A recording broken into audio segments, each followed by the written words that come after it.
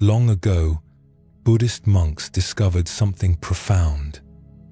The peace we search for in 1,000 places is actually closer than we think. It has been here all along, patiently waiting for us to discover it. Before we begin, feel free to share what time it is and where you're listening from.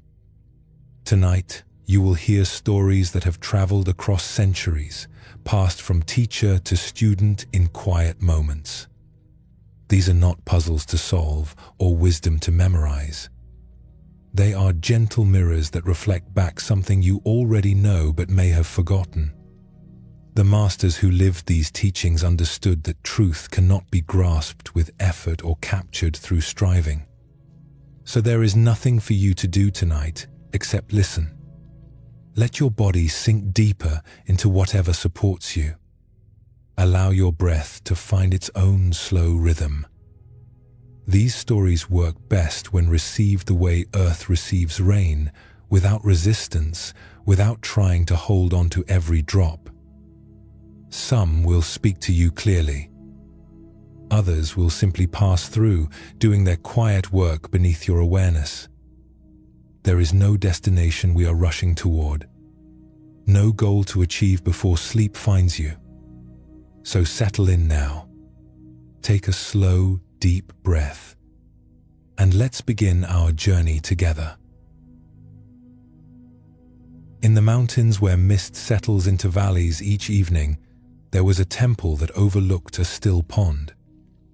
The temple had stood for 300 years, its wooden beams dark with age, its gardens tended by generations of monks who understood that caring for the earth was itself a form of meditation.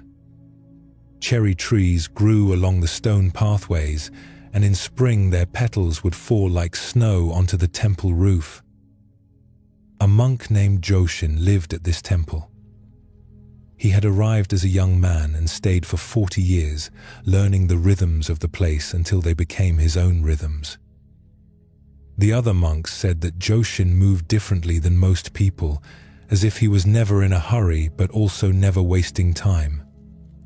When he walked through the garden in the morning to tend the flowers, his steps were deliberate and calm. When he prepared tea, his hands moved with a kind of grace that made even simple gestures seem meaningful. But what made Joshin unusual was his relationship with the pond beside the temple. This pond was fed by a spring that emerged from the rocks above, and its water was so clear and still that it reflected everything perfectly. On nights when the moon was full, the reflection was so complete that visitors sometimes had trouble telling which moon was real and which was the reflection.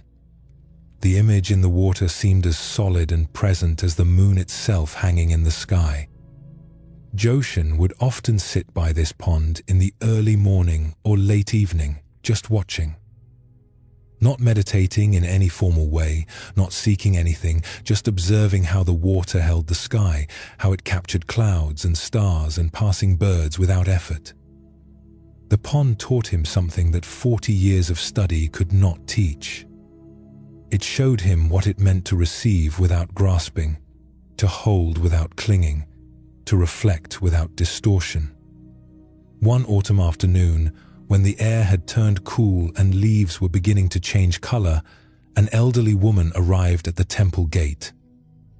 Her name was Fumiko, and everyone in the village knew her as someone who carried worry like other people carried water, constantly and with great effort. Her face showed the lines of decades spent anxious about children, about money, about what people thought, about everything that could go wrong and often did. She found Joshin kneeling beside a bed of chrysanthemums, pulling weeds with careful attention. She stood watching him for a moment, noticing how he seemed completely absorbed in this simple task, as if there was nothing else in the world but these flowers and these weeds and this moment of caring for them. "Joshin," she said finally, and he looked up with a face so open and present that she almost forgot what she had come to say. "Fumiko," he said warmly, standing and brushing soil from his hands. "You are welcome here." "I have I've come many times," she said, her voice tight with frustration. "To this temple, to this pond. Sometimes I sit here for an hour, watching the water and the reflected moon at night. And while I am here, I feel something I almost never feel. A kind of quiet. A kind of peace that makes everything else seem far away." She paused, her hands twisting the edge of her shawl. "But then I return home. Back to my house, to my daily life, to all the problems and worries that wait for me. And within an hour, sometimes within minutes, that peace is completely gone. It vanishes like morning mist. I am back in my usual state, anxious and troubled, my mind spinning with worry." She looked at him with eyes that held both hope and desperation. "What can I do? How can I carry this peace with me when I leave this place? Because if I cannot, then what is the point? I cannot live at the temple. I have a life, responsibilities. But that life feels like drowning, and this place is the only time I can breathe." Joshin listened to all of this without interrupting, his attention complete. When she finished, he was quiet for a long moment, as if considering something carefully. Then he stood and gestured toward the pond. "Come with me," he said simply. They walked together along the stone path to the edge of the water. It was late afternoon, and though the moon was not yet visible in the sky, the pond reflected everything around it with perfect clarity. The trees, the temple roof, the darkening sky, all of it captured in the still surface. Joshin knelt by the water's edge, and Fumiko knelt beside him. He reached down and picked up a smooth stone from the bank, about the size of a plum. He held it up so she could see it clearly. "Watch," he said. He tossed the stone gently into the center of the pond. It landed with a soft splash, and immediately the surface erupted into ripples. Circles spread outward from where the stone had entered, overlapping and interfering with each other. The perfect reflection of the trees and sky shattered into fragments.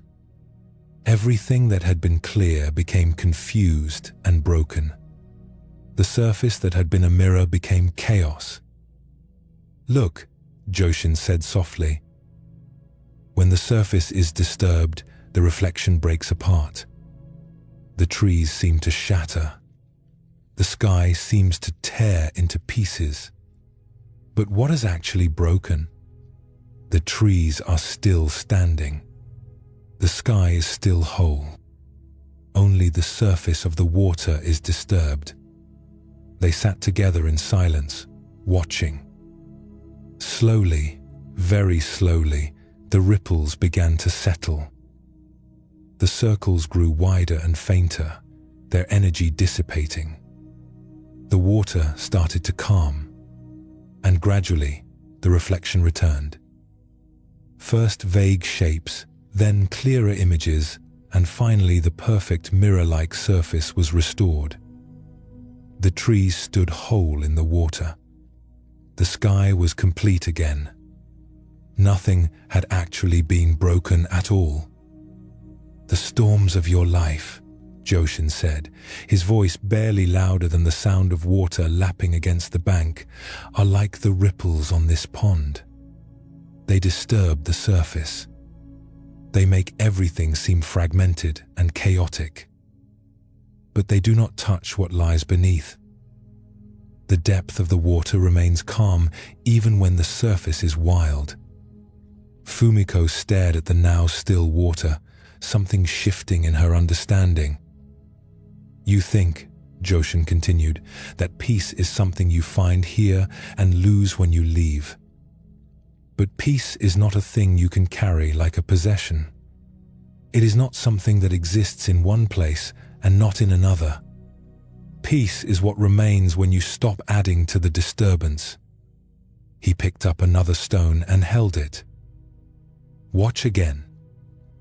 He threw this stone into the water, and once more the ripples spread across the surface, destroying the reflection. But this time, Fumiko noticed something different. She noticed that the disturbance came from the stone, from the external action.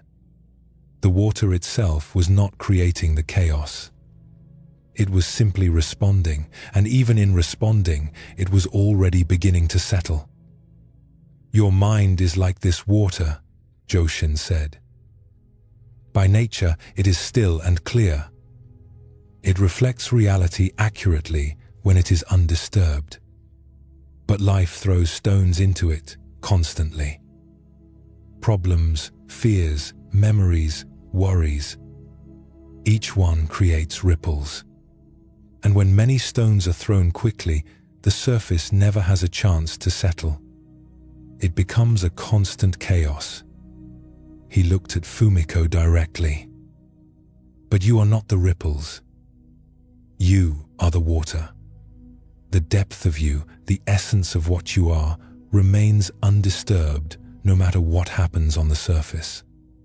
The practice is not to carry peace from here to there. The practice is to recognize that peace is always present beneath the disturbance, to identify yourself with the depth rather than the surface."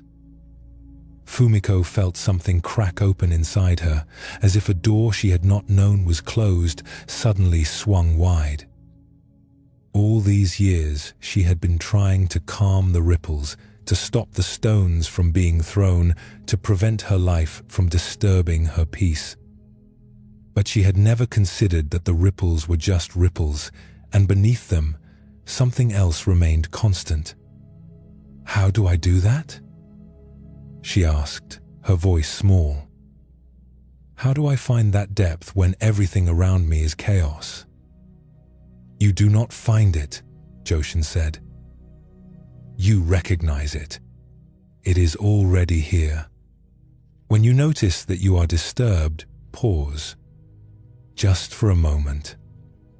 Notice that there is an awareness watching the disturbance. That awareness is like the depth of the pond. It can observe the ripples without becoming them." He stood, and she stood with him.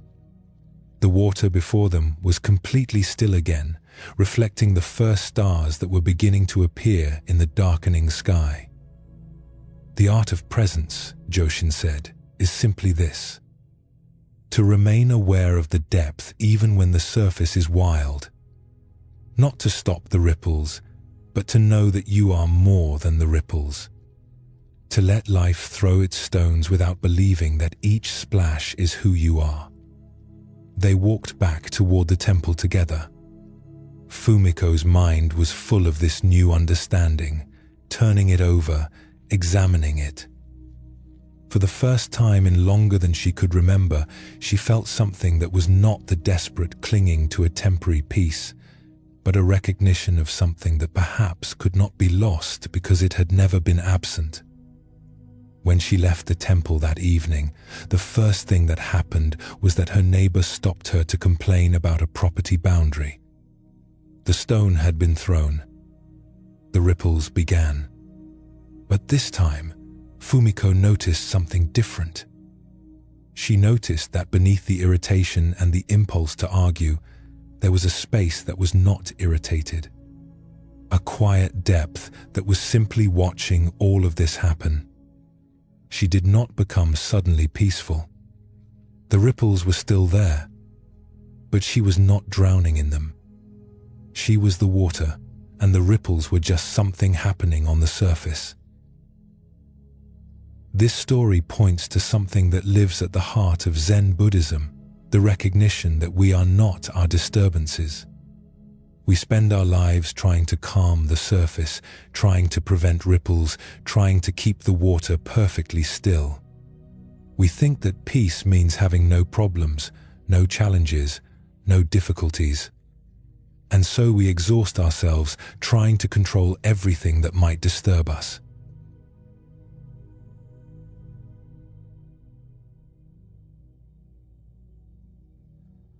It simply receives what comes, responds naturally, and returns to stillness when the energy of the disturbance passes. The depth of the water is never troubled by what happens on the surface. In Zen, there is a teaching about the original nature of mind. Before we fill it with stories and beliefs and identifications, the mind is naturally clear and still, like the undisturbed surface of water. It reflects reality accurately without adding anything to it. But then, life begins, and stones start falling. Experiences, conditioning, trauma, all the countless events that create patterns of reactivity. The surface becomes constantly disturbed, and we forget that the depth was ever still. We come to believe that we are the disturbance. We think our anxiety is who we are. We think our anger is who we are. We think our endless thinking is who we are. But these are just ripples. Patterns of energy moving across the surface of something much deeper. Joshin's teaching to Fumiko was not about stopping the ripples. It was about recognizing what watches the ripples. That awareness, that capacity to observe our own disturbance, is itself undisturbed. It is like the depth of the pond, present and calm even when the surface is chaos. This recognition does not make problems disappear. Life will continue to throw stones. But when you identify with the depth rather than the surface, the ripples lose their power to define you. They become something you experience rather than something you are. The reflected moon in the pond is a perfect image for this. The moon itself, hanging in the sky, is never affected by what happens to its reflection in the water. The reflection can be shattered into 1,000 pieces, but the moon remains whole. In the same way, your true nature is never actually disturbed by what happens in your experience. Only your identification with the surface makes you believe you are broken. In the highlands where mountains rise like ancient guardians and morning mist clings to rocky slopes, there was a monastery perched on a steep hillside. The monks there were known for their dedication to meditation and their understanding of the mind's nature. They spent hours in silence, learning to observe the movements of consciousness with the same attention a craftsman brings to delicate work. A monk named Tenzo lived at this monastery. He was perhaps 40 years old, with the kind of presence that drew people to him without him seeking attention. His eyes held a quality that others found comforting, as if he could see what troubled them without judgment. When younger monks came to him with their struggles, he rarely gave advice. Instead, he would ask questions that turned their attention in directions they had not considered. Tenzo had a practice that others found unusual. Every morning before dawn, before meditation, before the day's work began, he would climb the steep path behind the monastery to the top of the nearest hill. This was not a small walk. The path was rocky and difficult, winding through stands of pine and over loose scree where a careless step could mean a painful fall. It took nearly an hour to reach the summit. But Tenzo made this journey every single morning, in all weather. In rain and wind, in the deep cold of winter when ice made the path treacherous, in the heat of summer when the climb left him soaked with sweat. He would reach the top, sit on a flat rock that faced east, and remain there for perhaps 20 minutes. Then he would descend and return to the monastery in time for the morning meal. The younger monks were curious about this practice. Some thought he was doing a special meditation. Others believed he had a secret teaching he was working with. A few thought perhaps he just enjoyed the view. But no one asked him directly because there was something about Tenzo that made people hesitate to question him casually. One autumn, a young monk named Kenji arrived at the monastery. He was bright and eager, the kind of student who asks many questions and wants to understand everything. He had studied Buddhist philosophy at several temples and had an impressive knowledge of sutras and commentaries. But despite all his learning, he was troubled by something he could not name, a restlessness that no amount of study had resolved. He noticed Tenzo's early morning departures immediately, and his curiosity was intense. What was the older monk doing up there? What practice was he engaged in? After 3 weeks of wandering, Kenji decided to follow. One morning, well before dawn, Kenji positioned himself on the path where he could see when Tenzo began his climb. The older monk emerged from the monastery gate just as the first hint of light touched the eastern sky, barely enough illumination to see by. Kenji waited until Tenzo was well ahead, then began following, staying far enough back that he would not be noticed. The climb was harder than Kenji had expected. He was young and fit, but the path demanded careful attention to every step. Several times he nearly turned back, wondering if this was worth the effort. But his curiosity drove him forward. When he finally neared the summit, he slowed and approached carefully, not wanting to disturb whatever practice Tenzo was engaged in. He found a spot behind a large boulder where he could watch without being seen. What he saw confused him. Tenzo was simply sitting. Not in formal meditation posture, but naturally on the flat rock, facing east. His eyes were open, looking out over the valley below where the monastery sat, tiny in the distance. The sky was beginning to brighten, shifting from black to deep blue to a pale grey. Tenzo was not chanting. He was not moving through any formal practice. He was just sitting there, breathing, watching the sky.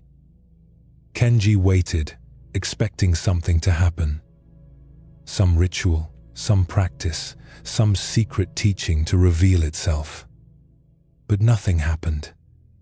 Tenzo just sat, completely still, his attention on the horizon. Then, slowly, the sun began to rise. The sky turned orange, then pink, then gold. Light spread across the valley like water filling a bowl. The world transformed from shadow into form, from darkness into color. The monastery below became visible, its walls catching the first rays. The trees emerged from the general darkness into individual presences. Birds began to call. And Tenzo sat watching all of this with an attention that was complete, but somehow effortless. He was not concentrating hard or trying to see something. He was simply present to what was happening, the way water is present to itself.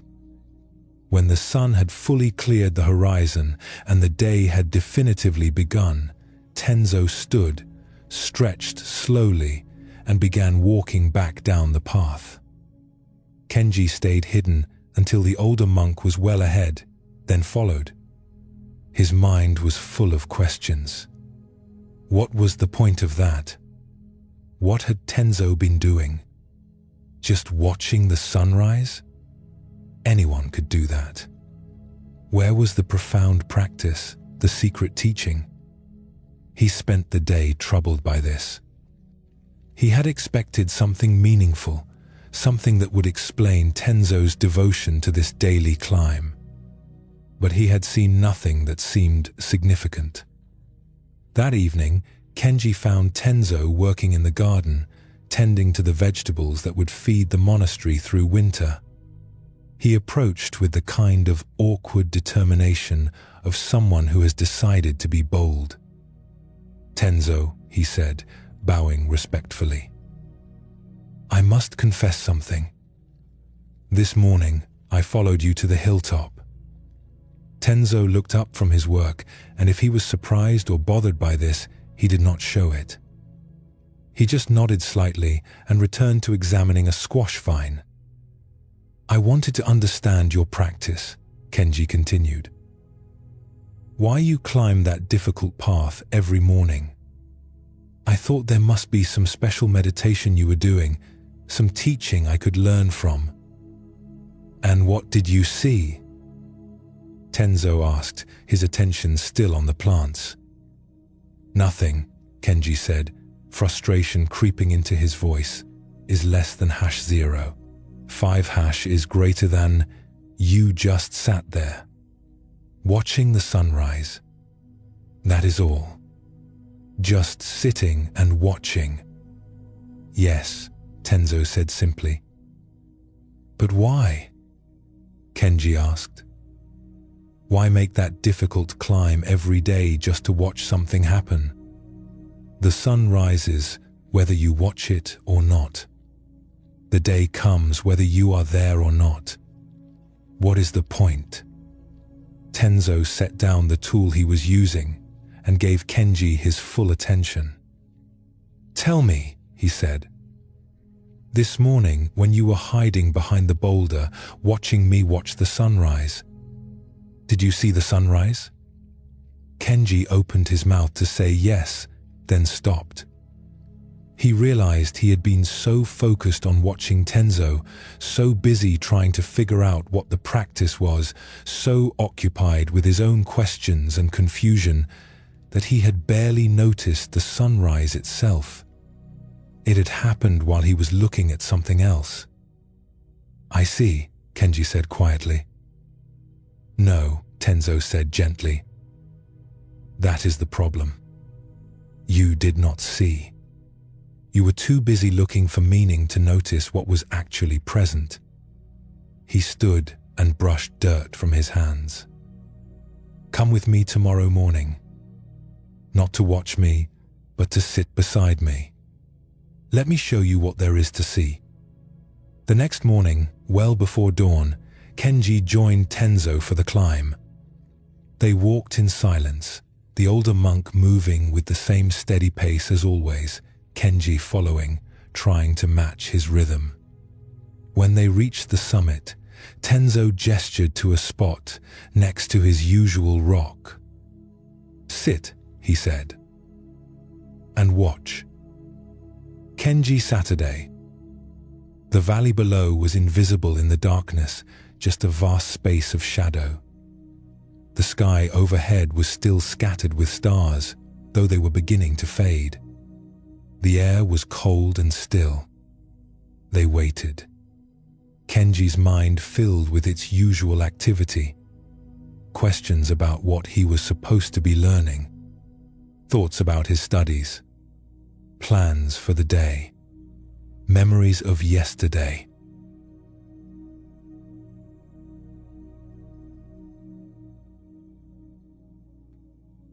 But gradually, something shifted. Perhaps it was the cold air on his face. Perhaps it was the vast silence of the mountains. Perhaps it was Tenzo's stillness beside him, deep and unwavering like the stillness of old stone. Whatever it was, Kenji's thinking began to quiet.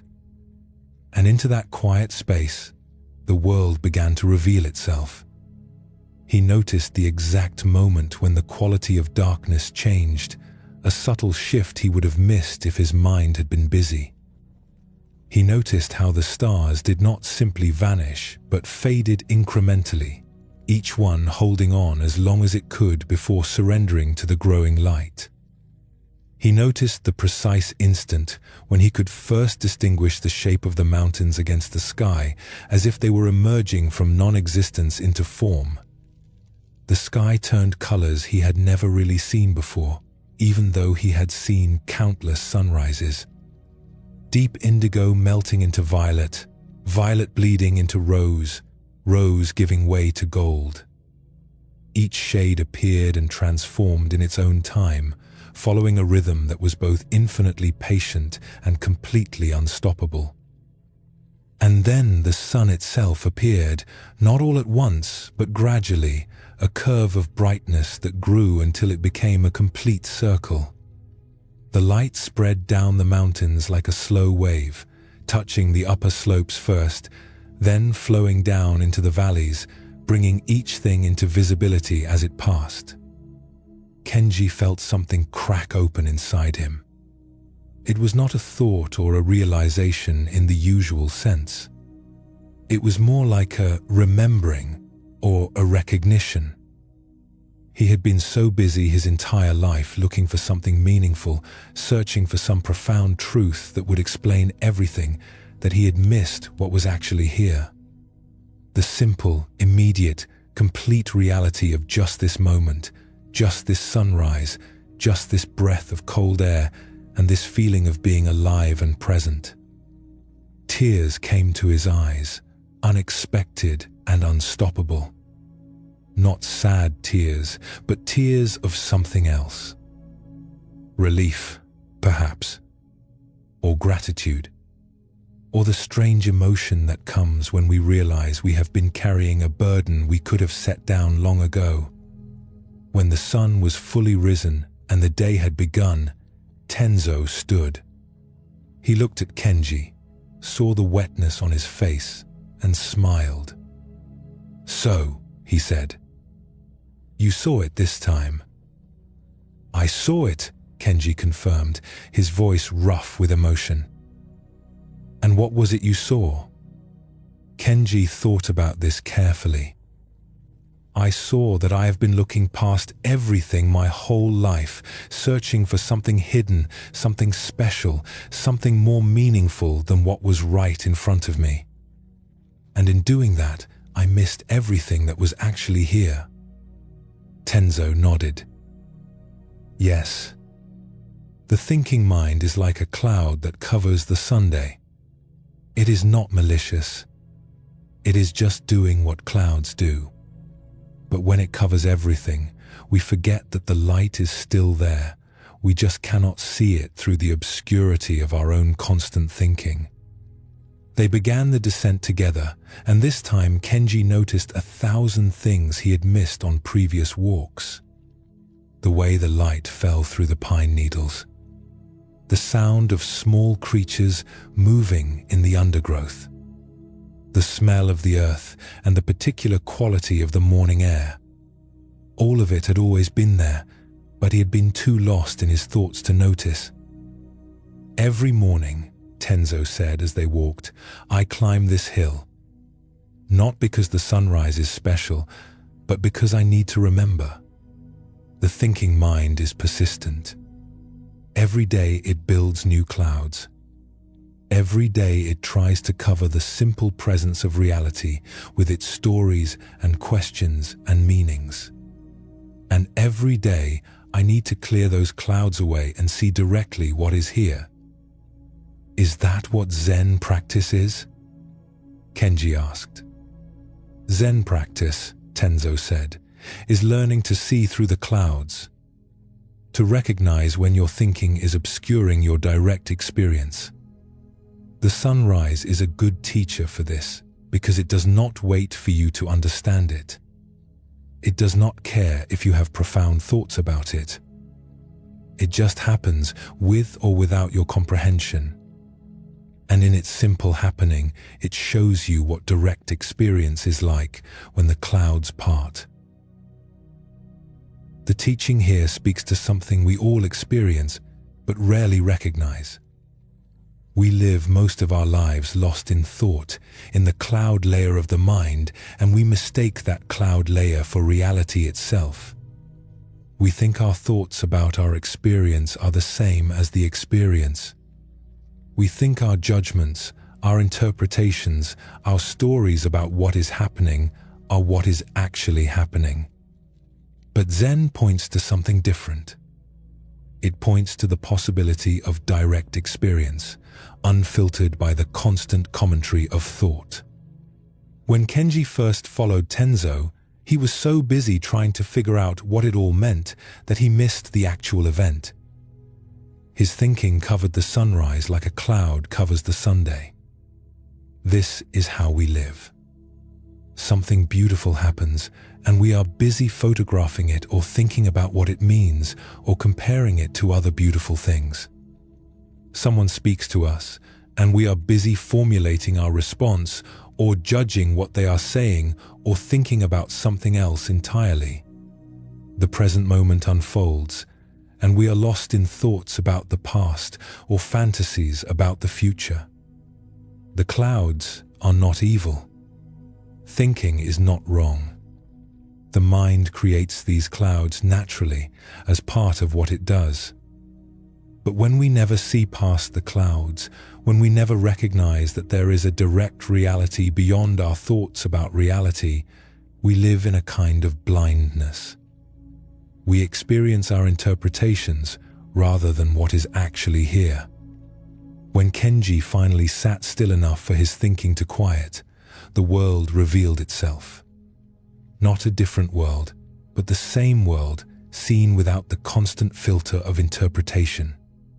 The sunrise was not more beautiful because he was present to it. It was always that beautiful. But now he could actually see it because his clouds had temporarily parted. This is available to all of us in any moment. Not just during sunrises on mountains, but here, now, wherever you are. The thinking will continue. The clouds will keep forming. But between the thoughts, in the gaps, there is direct contact with reality. A sound happens, and for a split second before you name it or judge it, there is just the pure experience of the sound. A sensation arises in your body, and before you label it or make a story about it, there is just the direct feeling of it. These gaps are like the sunrise breaking through the clouds. Brief moments when you experience life directly, rather than through the filter of thought. And the practice, as Tenzo showed, is simply to notice these moments. To recognize when the clouds part. To see that there is a difference between thinking about your life and actually living it. Along the coast where fishing boats returned each evening with their catch, there was a village painted in soft colors that had faded from years of salt air, and Sunday, the houses faced the water, and in the mornings, the smell of the sea mixed with the smoke from cooking fires. At the edge of this village, in a small dwelling made of weathered wood, lived an old Zen teacher named Soren. Soren had lived by the sea for so long that people said he could read the water like others read books. He knew when storms would come by watching the horizon. He knew the tides by some inner clock that needed no reference. The fishermen respected him, though he was not a fisherman himself. He simply understood the rhythms of the ocean in a way that felt natural to him. One spring afternoon, a young woman named Ayame arrived in the village. She had traveled a long way, following stories she had heard about Soren's wisdom. She was perhaps 25 years old, with intelligent eyes that held a question she could not quite name. She had studied at a university in the city, then worked in various positions, then traveled to different places, always searching for something that seemed just out of reach. She found Soren sitting on the small dock behind his house, mending a fishing net that belonged to one of the village fishermen. His hands moved with practiced ease through the knots and repairs, not hurrying but not wasting any motion. "Teacher Soren," she said, bowing respectfully, "I have come seeking guidance. I feel as though I do not know myself.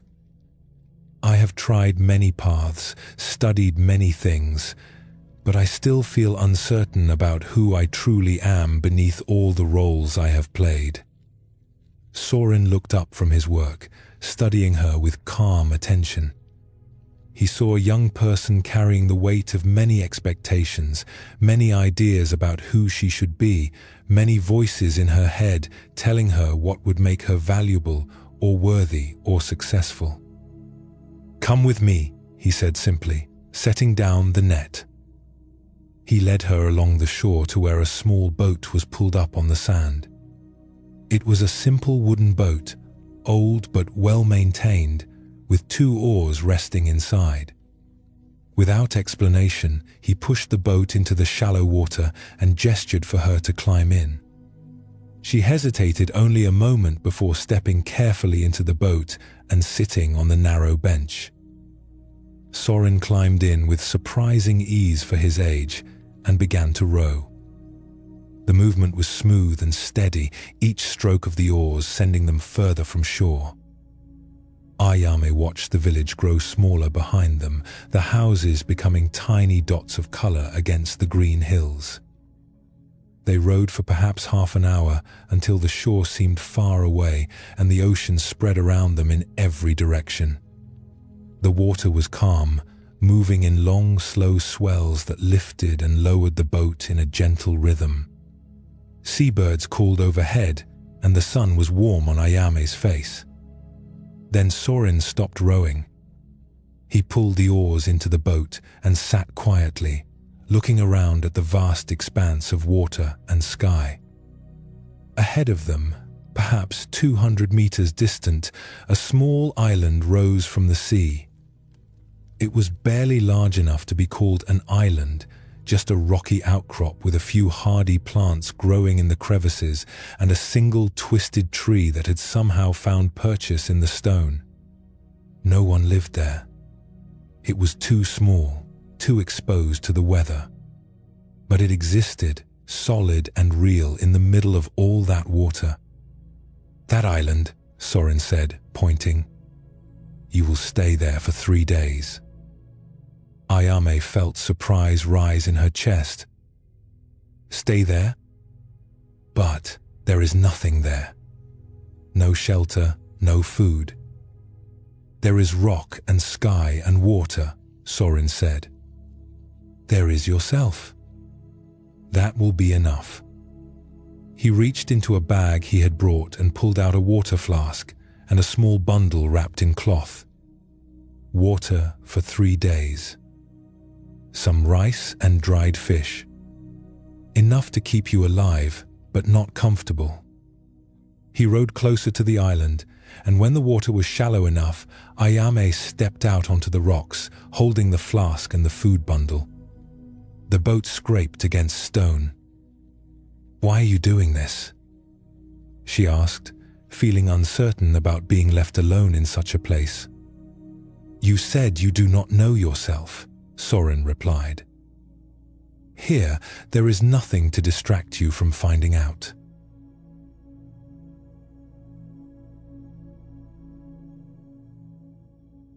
Or obligations or expectations. Just you and the simple fact of being alive in this place for 3 days. He pushed the boat back into deeper water. "I will return on the morning of the 4th day. Until then, just be here. Watch the water. Watch the sky. Watch your own mind. See what remains when everything else is stripped away." Then he was rowing back toward the village, and Ayame was alone on the small island with only the sound of waves against rock and the cry of gulls wheeling overhead. The first hours were difficult. Her mind raced with questions and reactions. What was she supposed to do here? How was this supposed to help? What if something went wrong? She walked the perimeter of the island, which took only a few minutes. She found a relatively flat area among the rocks where she could sit without too much discomfort. She ate a small portion of the rice, trying to make it last. As the sun moved across the sky and afternoon turned to evening, something began to shift. With nothing to do, nowhere to go, no one to talk to, Ayame's thinking gradually ran out of fuel. The constant stream of thoughts that normally filled her awareness began to slow. Not because she was trying to stop thinking, but simply because there was nothing new to think about. She noticed the sound of the water more clearly. The way each wave had its own character, its own rhythm. The way the light changed as the sun lowered toward the horizon, turning the sea from blue to silver to gold. The way the wind felt on her skin, sometimes warm, sometimes cool, never exactly the same from moment to moment. Night came, and with no fire and no shelter, she simply lay on the rock, looking up at more stars than she had ever seen in the city. The vastness of the sky was overwhelming at first, making her feel small and insignificant. But as she continued to look, something in that feeling shifted. She was small, yes, but she was also here, present, aware of the stars and the darkness and the sound of the endless water. The second day brought a different quality of experience. Her thinking had quieted even more, and in that quiet, she began to notice things about herself she had never seen before. Patterns of thought that ran automatically. Beliefs she had never questioned. Stories she told herself about who she was and what she was worth. She saw how much of her identity was borrowed from others. Ideas her parents had given her about what made a person valuable. Standards her teachers had set for success. Comparisons she made constantly with friends and strangers. She had been carrying all of this like a heavy pack, assuming it was who she was, never realizing it was just weight she had picked up along the way. Sitting on the rock in the middle of the sea, with no one watching, no one judging, no expectations or obligations, Ayame felt something release. It was as if layers of accumulated identity were peeling away, revealing something simpler underneath. Not a new identity, but something more basic. Just the fact of awareness itself. The simple experience of being alive and present. She realized she had been looking for herself in the wrong places. She had been searching for an identity that would feel complete and satisfying, trying on different roles and paths like trying on clothes, hoping one of them would fit. But what she found here, in the silence and solitude, was that beneath all those roles and identities, there was just this. Just awareness experiencing itself. Just being here, breathing, feeling, seeing. It was not dramatic or mystical. It was actually quite ordinary. But in its ordinariness, it felt more real than anything she had experienced before. This simple presence did not need to prove anything or become anything or achieve anything. It just was. On the third day, she felt different than when she had arrived. Lighter somehow. As if she had set down a burden she did not know she was carrying. When thoughts arose about her future or her past, she noticed them but did not get pulled into them the way she usually did. They were just thoughts, moving through like clouds, moving through sky. When Soren's boat appeared on the morning of the fourth day, Ayame stood on the rocks feeling a kind of gratitude she could not quite express in words. She climbed into the boat, and they rowed back toward the village in comfortable silence. Finally, as the shore grew closer, Soren spoke. "How do you feel?" "Different," Ayame said. "Clearer. I cannot explain it exactly, but something has changed. I came here looking for myself, thinking I needed to discover some hidden identity. But what I found was simpler than that. I found that when I stop trying to be someone, there is still something here. A presence, an awareness. And that is enough." Soren smiled, his weathered face creasing with warmth. Each of us has an island like this inside. A place of simplicity where we can strip away all the accumulated layers and see what remains. You do not need to travel to an actual island to find it. You just need to recognize that beneath all the noise and activity, beneath all the roles you play and identities you carry, there is this simple awareness that needs nothing added to it. The boat scraped against the sand of the shore, and they climbed out. Ayame turned to look back at the small island, already distant in the morning light. The world will try to cover that simple awareness again, Soren said gently. Life will pile new expectations and obligations and identities on top of it. But now you know it is there. You know you can return to that island, that place of simplicity, whenever you need to remember what you are beneath everything else. This teaching about the island within ourselves points to something central in Zen Buddhism, the recognition that our true nature is not found in adding more to ourselves, but in removing what obscures it. We spend so much energy trying to build an identity, to become someone impressive or worthy or complete. But underneath all that building, there is already something present. Simple awareness, basic being, the fact of consciousness itself. Ayame's experience on the island was not about gaining something new. It was about seeing what remained when the usual distractions fell away. With no one to impress, no roles to perform, no way to distract herself from simple presence, she could finally see past all the accumulated ideas about who she should be and recognize what she actually was. In Zen, there is a teaching about original face, the self we were before we learned language, before we accumulated beliefs and identities, before we became complicated with all our stories. This is not a special or mystical self.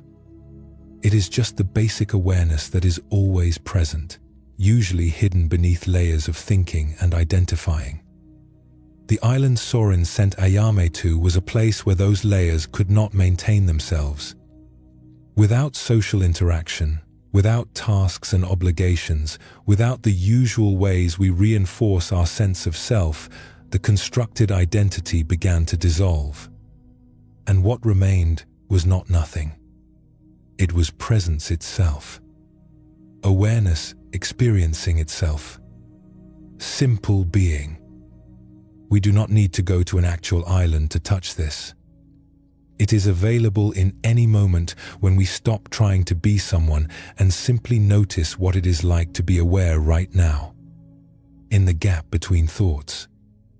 In the direct experience of breathing. In the simple fact of being here, whoever or whatever this here turns out to be. In a valley where rivers ran cold and clear from mountain snow, there was a village built along the banks of a wide stream. The houses were made of river stone and timber, and gardens grew wherever the land was flat enough to plant. A Zen monk named Shinzen had built a small hermitage on the edge of this village, and people would come to him with their questions about practice and life. Shinzen was known for his way of teaching through nature. He rarely answered questions directly. Instead, he would take students to the river, or into the forest, or up into the hills, and show them something in the natural world that contained the answer they sought.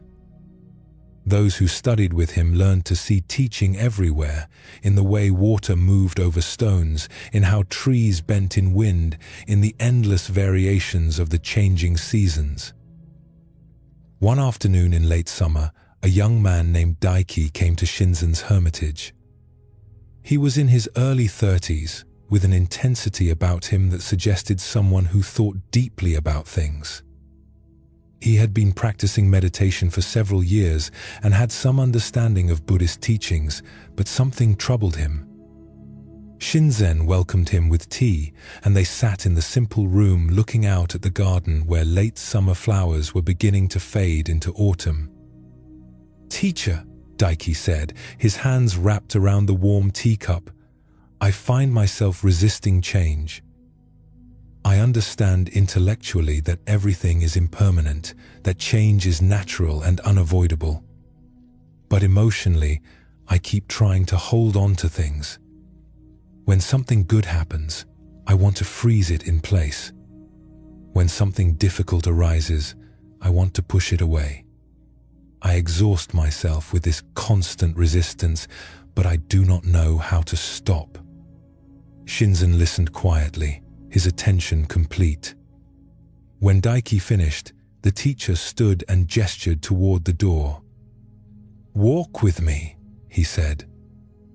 They left the hermitage and walked through the village, past houses where people were beginning to prepare evening meals, past gardens where late vegetables were being harvested. They walked until they reached the river that ran through the valley, wide and strong with late summer flow. The riverbank was covered with stones of all sizes, from pebbles to boulders larger than a person. The water moved around these stones, creating patterns of current and eddy, sounds of gurgling and rushing. Shinzen led Daiki to a place where the bank was flat and easy to walk on.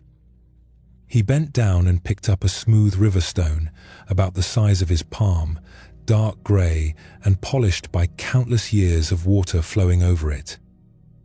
"This stone," Shinzen said, holding it so Daiki could see clearly. "How long has it been in this river?" "Many years," Daiki said. "Perhaps hundreds of years. And in all that time, the water has been flowing over it, around it, against it. Day after day, year after year. The stone sits here, solid and unchanging in its essential nature. The water flows, constantly moving, never the same from one moment to the next. Watch." He waded into the shallow edge of the river and placed the stone gently in the current.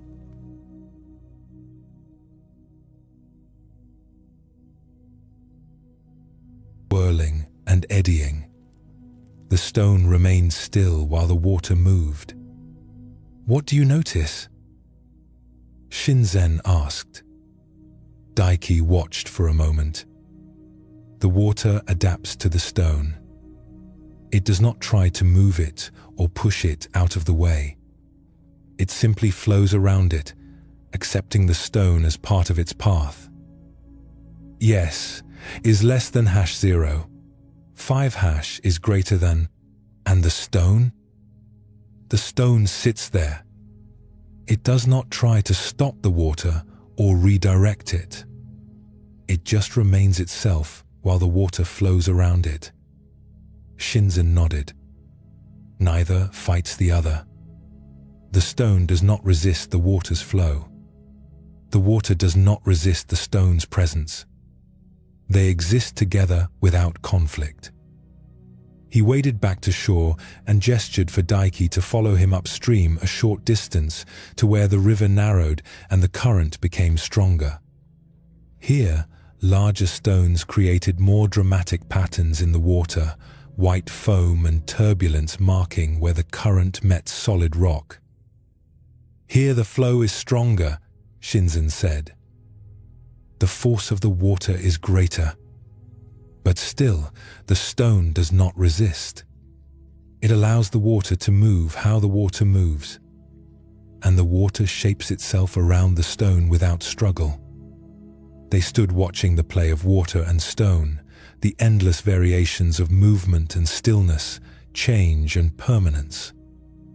"You are both," Shinzen said quietly. "You are the stone, rooted in your essential nature, the awareness that remains constant through all changes.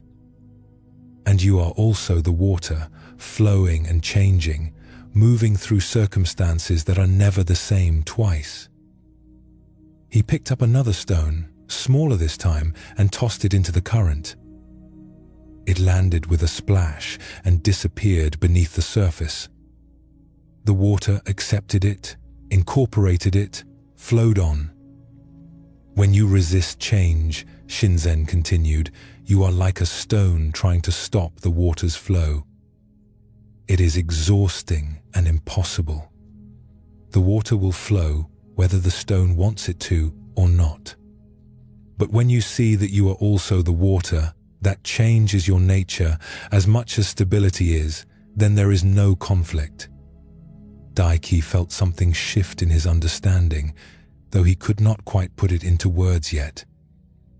"But how do I practice this? How do I be both stone and water?" Shinzen smiled. You already are both. The practice is simply recognizing it. When change comes, notice the part of you that wants to resist. That is natural. But also notice the part of you that is aware of the change, that can observe your own resistance without being overwhelmed by it. That awareness is like the stone, stable and unchanged even as emotions and circumstances flow around it. He bent down and ran his hand through the water, letting it slip through his fingers. And when you feel solid and fixed in your ways, notice how your experience is actually flowing and changing moment to moment. Your thoughts change. Your feelings change. Your body sensations change. You are always in motion, like the water, even when you feel still. They walked back along the river toward the village, and with each step, Daiki found himself noticing the interplay of stability and change around him. The solid earth beneath his feet, the changing light as the sun lowered toward the horizon, his steady breathing, his shifting thoughts. "One more thing," Shinzen said as they neared the hermitage. "Did you notice how smooth the stone was?" That smoothness came from the water. Over countless years, the flowing water has polished the stone, worn away the rough edges. The water changes the stone, but gradually, gently. The stone is shaped by what flows around it. He stopped and turned to face Daiki directly.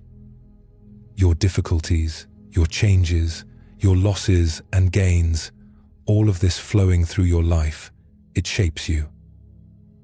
Not by breaking you, but by gradually wearing away what is not essential, revealing the smoother, clearer being underneath.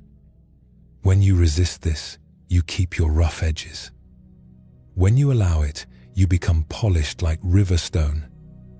Daiki bowed deeply to his teacher. Something in him had relaxed, though he knew he would need to remember this teaching many times as life continued to flow and change around him. The understanding Shinzen offered through the river and stones speaks to one of the central challenges we all face: how to remain stable in ourselves while also being flexible enough to move with life's changes. We often believe we must choose one or the other. Either we are firm and unchanging, holding our ground no matter what, or we are flexible and adaptive, going with every flow. But this is a false choice. The river teaches something different. The stone maintains its essential nature while allowing the water to flow around it. The water flows freely while accepting the presence of the stone in its path. Neither needs to destroy the other. Neither needs to deny the other's existence. They coexist naturally, each doing what it does, without conflict. In Zen, there is a teaching about being like bamboo in wind. The bamboo has strong roots, grounded deeply. But its trunk and branches are flexible, bending with the wind rather than resisting it. The tree that is too rigid breaks in the storm. The tree with no roots gets pulled away. But the bamboo, rooted yet flexible, survives by being both. When Daiki spoke of resisting change, he was describing something we all do. We want good moments to last forever. We want difficult situations to end immediately. We create suffering by fighting against the basic nature of reality, which is that everything changes. Nothing remains frozen in place. Life flows like water, whether we want it to or not. But the teaching is not to simply give up and be swept away by every change. The stone has its place. There is something in us that can remain stable and grounded even as circumstances change. This is awareness itself, the part of us that can observe change without being destroyed by it. the presence that remains even as thoughts and emotions and situations flow through our experience. The image of the smooth stone is particularly important. The rough edges are worn away gradually by the water's constant flow. This is how life works on us. Each experience, each difficulty, each loss and gain slowly wears away our rough edges. The parts of us that are not essential gradually get polished away, revealing something smoother and clearer underneath. When we resist this process, we keep our rough edges. We stay rigid and uncomfortable, scraped raw by the flow of life. But when we allow the process, when we stop resisting every change and loss, we are slowly shaped into something more refined. Not broken down, but polished. Not destroyed, but revealed. This is the wisdom of the river, showing us how to live with both roots and flexibility, both stability and flow, both the unchanging awareness at our core and the constant change of our lived experience. In a valley where stone houses clustered together like old friends, there lived a Zen master named Kenzo. His dwelling was simple, just 2 rooms at the edge of the village, where he could see both the settlement below and the mountains rising above. People said that Kenzo had a quality of completeness about him, as if he carried no inner division, no war between different parts of himself. A young woman named Hana came to his door one evening, just as the sun was setting and the first stars were appearing in the darkening sky. She was perhaps 28 years old, with a face that showed both intelligence and a certain weariness. She had been struggling with something for a long time, and it had brought her finally to Kenzo's threshold. "Master Kenzo," she said after they had exchanged greetings and he had offered her tea, "I am divided against myself. There are parts of me that I love and celebrate, qualities I am proud of. My kindness, my creativity, my ability to connect with others. But there are other parts I despise. My jealousy when others succeed. My pettiness over small slights. My capacity for judgment and criticism. I try to strengthen the good parts and eliminate the bad parts, but the bad parts never go away. I feel like I am in a constant battle with myself, and I am so tired of fighting." Kenzo listened with complete attention, his eyes gentle and understanding. When she finished speaking, he stood and gestured toward the door. "Come outside with me," he said. "There is something I want to show you." They walked out into the evening air, now cool with the approach of night. The sky was in that transitional state where day and night exist together, the sun having just disappeared below the horizon, but its light still coloring the western sky in bands of orange and deep purple. In the east, the moon was rising, nearly full, its silver light already bright enough to cast shadows. Kenzo stood looking up at the sky, and Hana stood beside him, following his gaze. "Tell me what you see," he said simply. "I see the end of day and the beginning of night," Hana replied. "The sun's light fading in the west, the moon rising in the east. Do you see how they coexist?" Kenzo asked. "The warmth of the sun's fading light and the cool brilliance of the moon's rising, both present at the same moment, neither cancelling out the other, is less than #0. 5# is greater than..." Hana nodded, though she was not yet sure where this observation was leading. "Once," Kenzo began, his voice taking on the quality of someone telling an old story, "the sun and the moon had a conversation. This was long ago, when the world was younger and celestial beings still spoke with each other about their roles in the great turning of time." He paused, and in that pause, the evening deepened slightly, the sun's light fading another degree, the moon's presence growing stronger. The sun was feeling very proud of itself, Kenzo continued.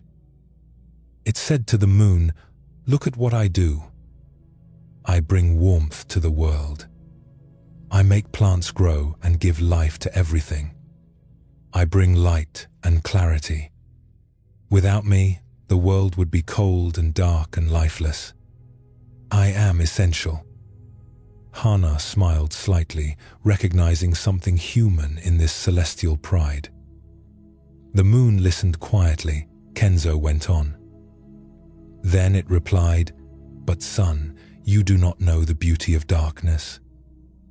You do not understand the peace that comes with night. You have never seen the stars, which can only shine when you are gone. There are flowers that bloom only at night, creatures that live their entire lives under my light.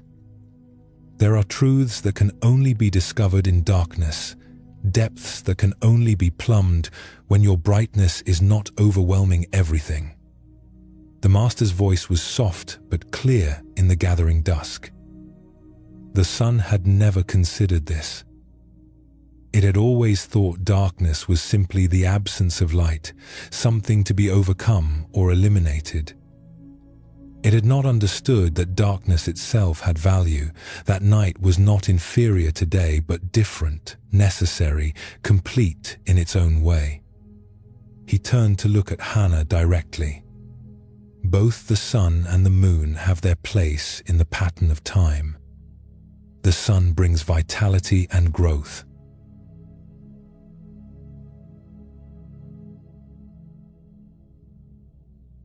Clearly. Night allows us to dream and restore and see in different ways. Neither is complete without the other. The world needs both. Something stirred in Hana's understanding, though she had not yet grasped the full teaching. "You speak of fighting against parts of yourself," Kenzo said. "Of trying to eliminate qualities you consider bad while keeping only the qualities you consider good. But this is like the sun trying to eliminate the moon, or day trying to prevent night from ever coming. It goes against the basic nature of how things are."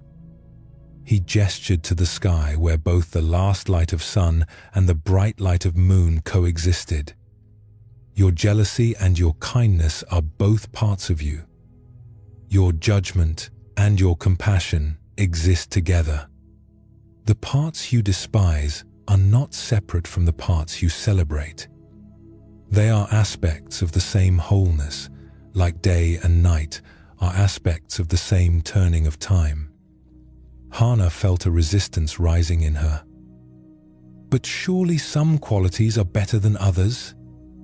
Surely kindness is preferable to jealousy? Compassion to judgment is less than #0. 5# is greater than. Is night preferable to day?" Kenzo asked gently.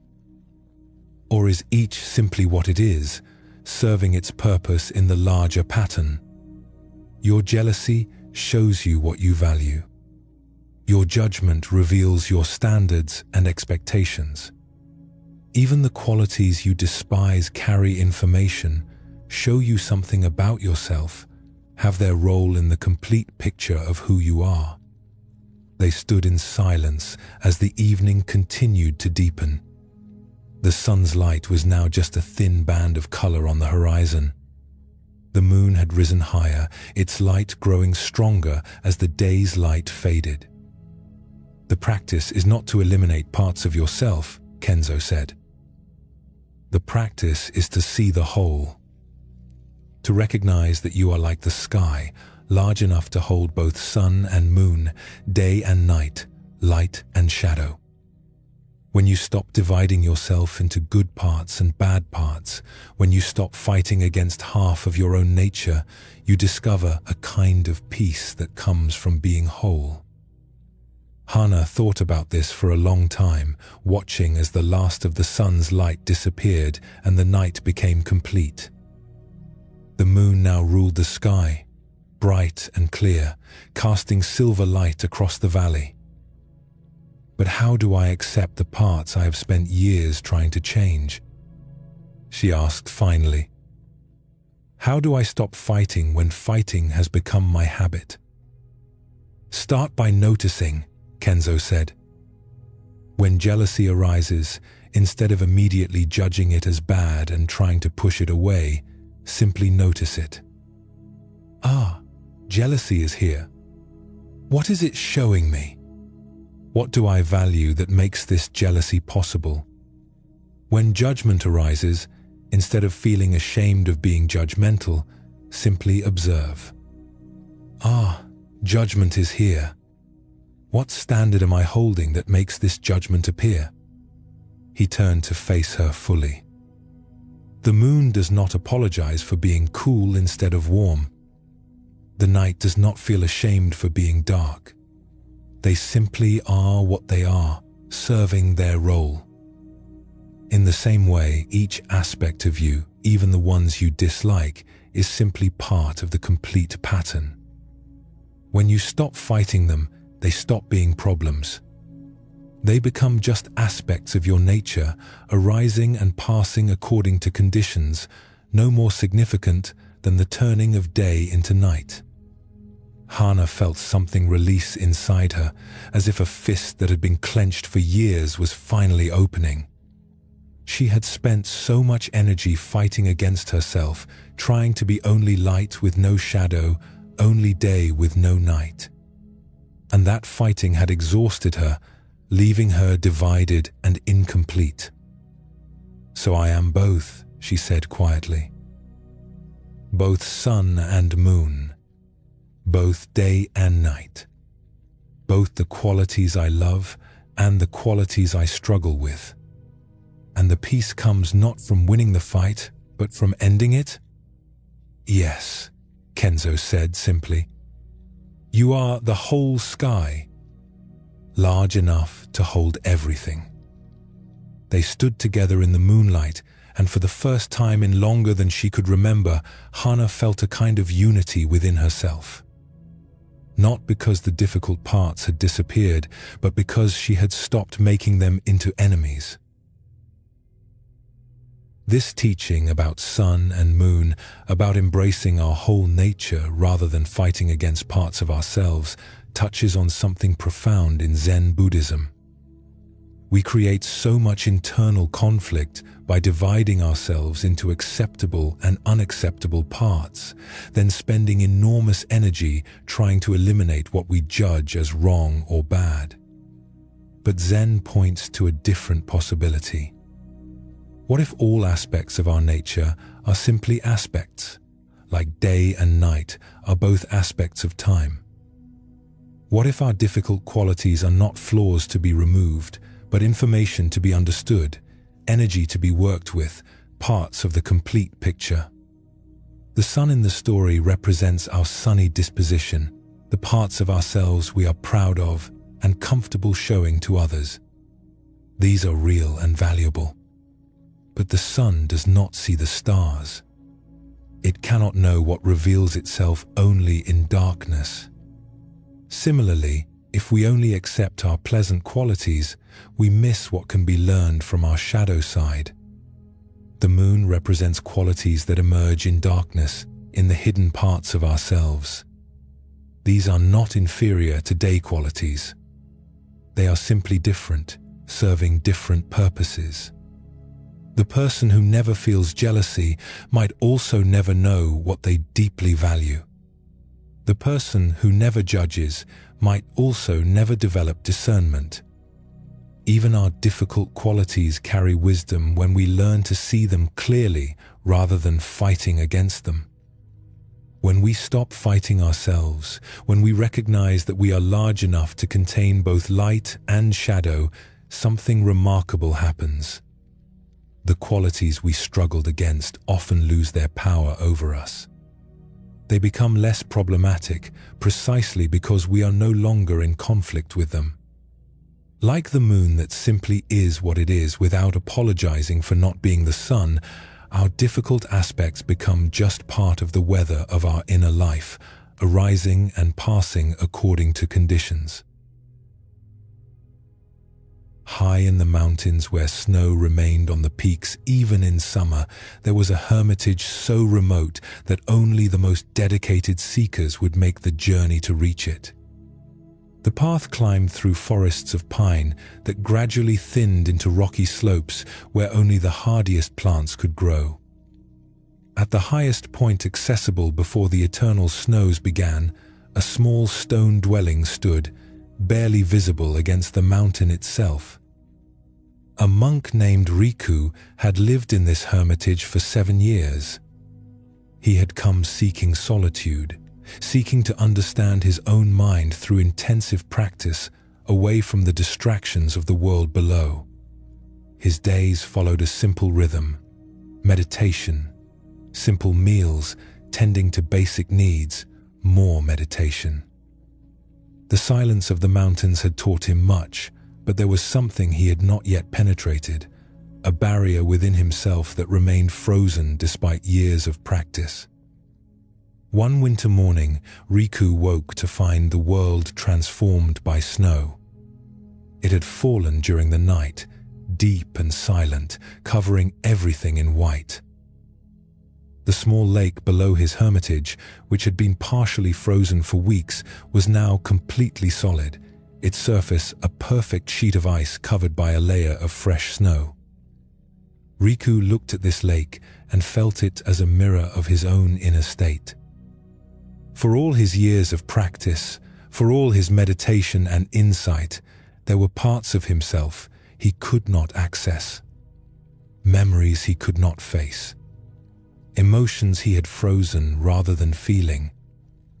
He had achieved a kind of peace, but it was the peace of numbness, of keeping everything at a distance, not the peace of genuine openness. Something in him knew it was time. Time to cross the frozen lake, literally and figuratively. Time to face what he had been avoiding. He wrapped himself in his warmest robes and began the descent to the lake.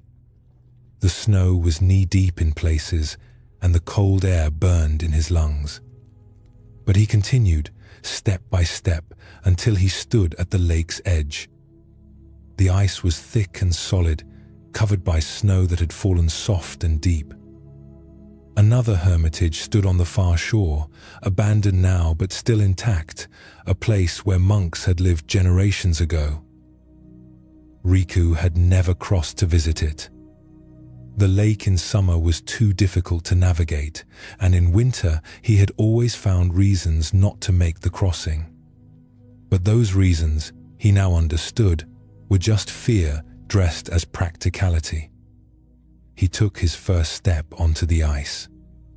Even through the snow covering, he could feel how solid it was, how unyielding. The surface held his weight easily, but each step felt tentative, as if at any moment the solid could become fragile. As he walked, Riku became aware of something. This ice beneath his feet was like the barrier he had built inside himself. Solid, seemingly protective, keeping things separated. The lake's water was still there, still fluid beneath the frozen surface, but locked away, inaccessible. He thought about the grief he had never fully allowed himself to feel when his mother died. He had been young, just beginning his training, and he had channeled everything into practice, using discipline as a way to avoid the rawness of loss. The grief had frozen, locked beneath the surface, and he had built his life on top of it. He thought about the anger he carried toward his father, who had expected him to take over the family business and had seen his choice to become a monk as a betrayal. That anger had never been expressed, never been worked through. Just frozen, kept at a distance where it could not burn him. He thought about his fear of intimacy, his difficulty connecting deeply with others, choosing remote hermitages and solitary practice because relationships felt too risky, too unpredictable. That fear was frozen too, solid and seemingly immovable. with each step across the ice, these recognitions became clearer. He was not just crossing a frozen lake. He was acknowledging the frozen places within himself, the emotions and experiences he had locked away rather than allowing himself to fully feel. Halfway across, Riku stopped. The hermitage on the far shore seemed very distant. The hermitage behind him was disappearing into the falling snow. He stood in the middle of the frozen lake, surrounded by whiteness, and felt the full weight of what he had been carrying. Then something unexpected happened. As he stood there in the cold, breathing the sharp air, fully present to this moment of crossing, he felt warmth. Not physical warmth, but something else. A warmth that came from his own attention, from his own willingness to finally face what he had been avoiding. He noticed that his breath, visible in the cold air, was warm. Each exhale created a small cloud of warmth that dissipated into the surrounding cold. This breath came from inside him, from his living body, from the warmth of being alive and present. He knelt down on the ice and swept away some of the snow. The ice beneath was clear enough that he could see shadows and shapes below, the water still there, still existing beneath the frozen surface. Not gone, just temporarily held in a different form. Riku understood something then. The ice of his emotional barriers was not as solid as he thought.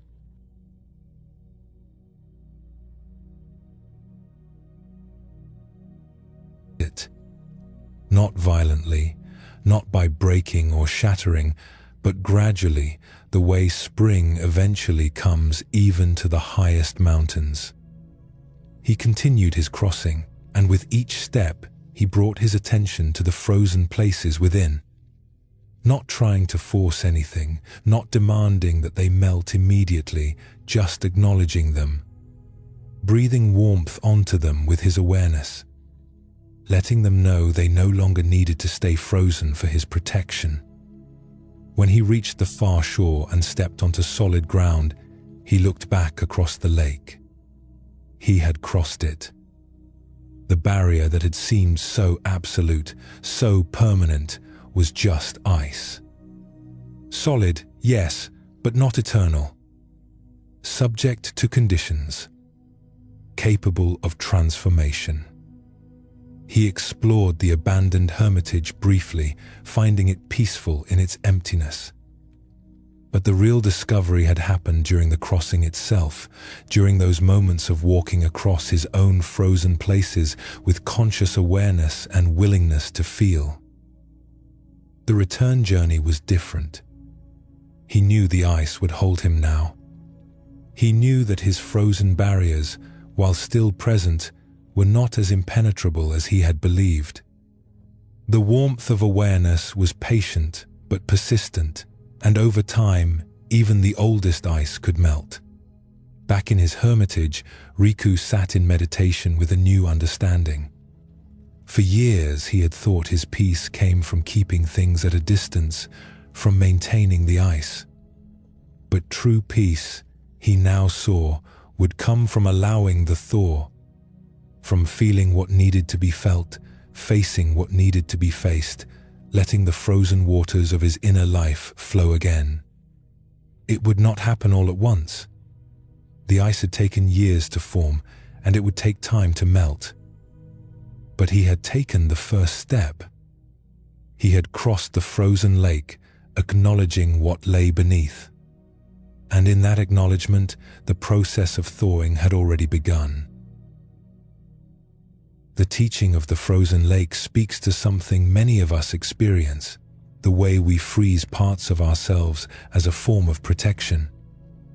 When experiences are too painful, when emotions feel too overwhelming, we sometimes choose numbness over feeling. We build barriers of ice around our tender places, and we tell ourselves this is strength, this is wisdom, this is moving on. But frozen is not the same as healed.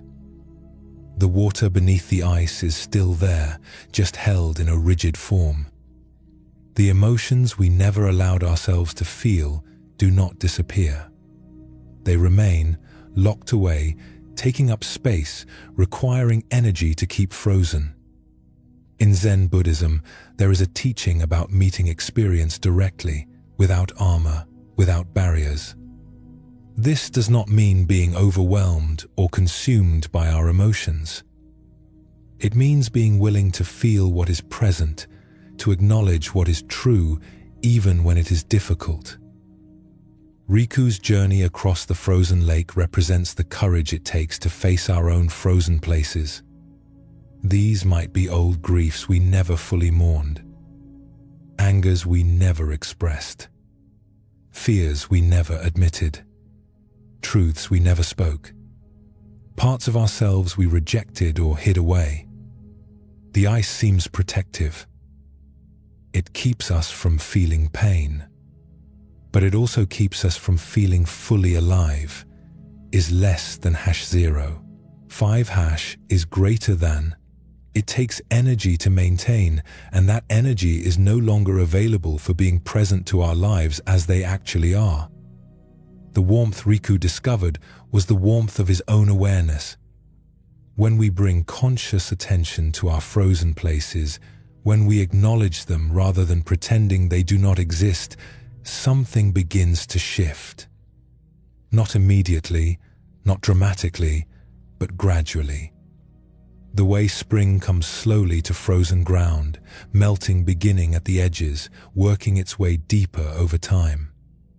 The practice is simple, but requires courage. When we notice frozen places within us, we do not judge them or try to break them forcefully. We simply acknowledge them. We bring our warm breath of awareness to them. We stand willing to feel what has been kept at a distance. And we trust that warmth, applied patiently over time, can melt even the oldest ice. In a forest where ancient trees grew so tall their branches seemed to hold up the sky, there was a monastery that had existed for more generations than anyone could count. The buildings were made of dark wood that had weathered to a rich color, and moss grew on the northern sides of the walls, soft and green. Around the monastery, gardens had been cultivated with the same care as the meditation practice itself, each plant tended as if it were a living teaching. A monk named Isamu had lived at this monastery for 25 years. His particular responsibility was the garden, a role he had taken on not by assignment but by natural inclination.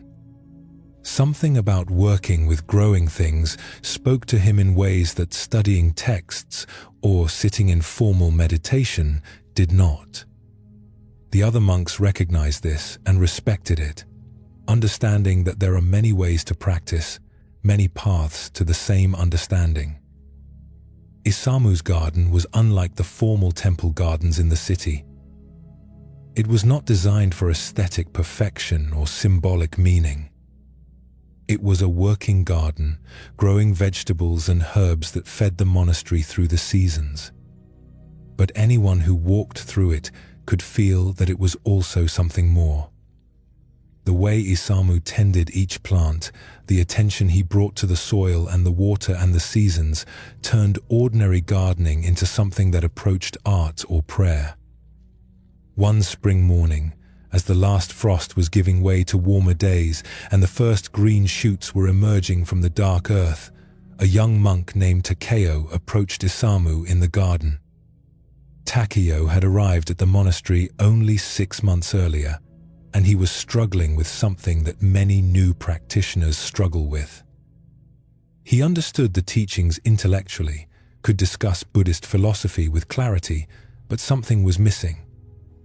A sense of depth, of real transformation, of the teachings actually changing him from the inside rather than just living in his head as ideas. Isamu was kneeling beside a bed of young seedlings, examining them with complete attention. When he heard Takeo approach, He looked up with a face that showed no irritation at being interrupted, just a quiet openness to whatever was needed. "Isamu," Takeo said, bowing respectfully. "May I speak with you about something that troubles me?" "Of course," Isamu replied, gesturing for Takeo to sit on the stone path beside the garden bed. Takeo sat, trying to find words for something he did not fully understand himself. "I have been practicing for half a year now. I meditate every day. I study the teachings. I try to be mindful in my daily work. But I do not feel different. I do not feel transformed. I keep waiting for some moment of enlightenment, some experience that will change everything, but nothing happens. I feel the same as when I arrived, just more knowledgeable about Buddhist concepts." Isamu listened, his hands resting on his knees, his attention complete. When Takeo finished, Isamu smiled gently. "Come," he said, standing with the ease of someone whose body is accustomed to this kind of work. "Help me with the garden today. We can talk while we work." He led Takeo to a section of the garden where the soil had been turned but not yet planted. "This area will become our summer vegetables," Isamu explained. "Tomatoes, beans, squash. But first, the soil needs attention." He knelt and began pulling weeds that had sprouted among the turned earth, even though the main planting had not yet occurred. His movements were patient and thorough, ensuring he got the full root of each weed so it would not return. "These weeds," Isamu said as he worked, "they are like old habits, patterns of thinking and behaving that no longer serve us. Some are easy to pull with shallow roots. Others go deep and require careful attention to remove fully. If we just pull off the top but leave the root, they grow back stronger." Takeo knelt beside him and began pulling weeds as well, following Isamu's example of removing the entire root system rather than just the visible growth. "The garden teaches us something important," Isamu continued. "Growth happens in its own time. You cannot force a seed to sprout faster by pulling on it. You cannot make a plant grow to full size in a week because you are impatient. Each thing has its season, its natural pace." He moved to another bed where lilies were just beginning to push up through the soil, their shoots still small and pale. "These lilies have been here for years. Each spring they return, and each year they are more beautiful. But they require different care than the roses over there or the vegetables we are about to plant. Some need more water, some need less. Some need full sun, others prefer shade. There is no single method that works for everything." Takeo continued pulling weeds, beginning to see where this teaching was leading. "You speak of waiting for enlightenment," Isamu said, his voice gentle. "For some moment that will transform everything. But transformation is not usually a single moment. It is more like this garden. Small changes accumulated over time. Pulling weeds daily so they do not overtake the good plants. Watering consistently so the roots grow deep. Paying attention to what each part of you needs, what requires more care, what requires less." He stood and walked to a rose bush that showed signs of disease on some of its branches. "This rose is basically healthy, but these branches are sick. If I leave them, the disease will spread to the healthy parts." Sometimes in our practice, we need to prune away what is not serving us.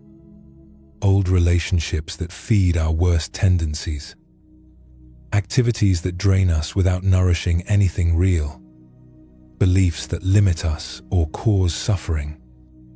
With his pruning shears, he carefully cut away the diseased branches.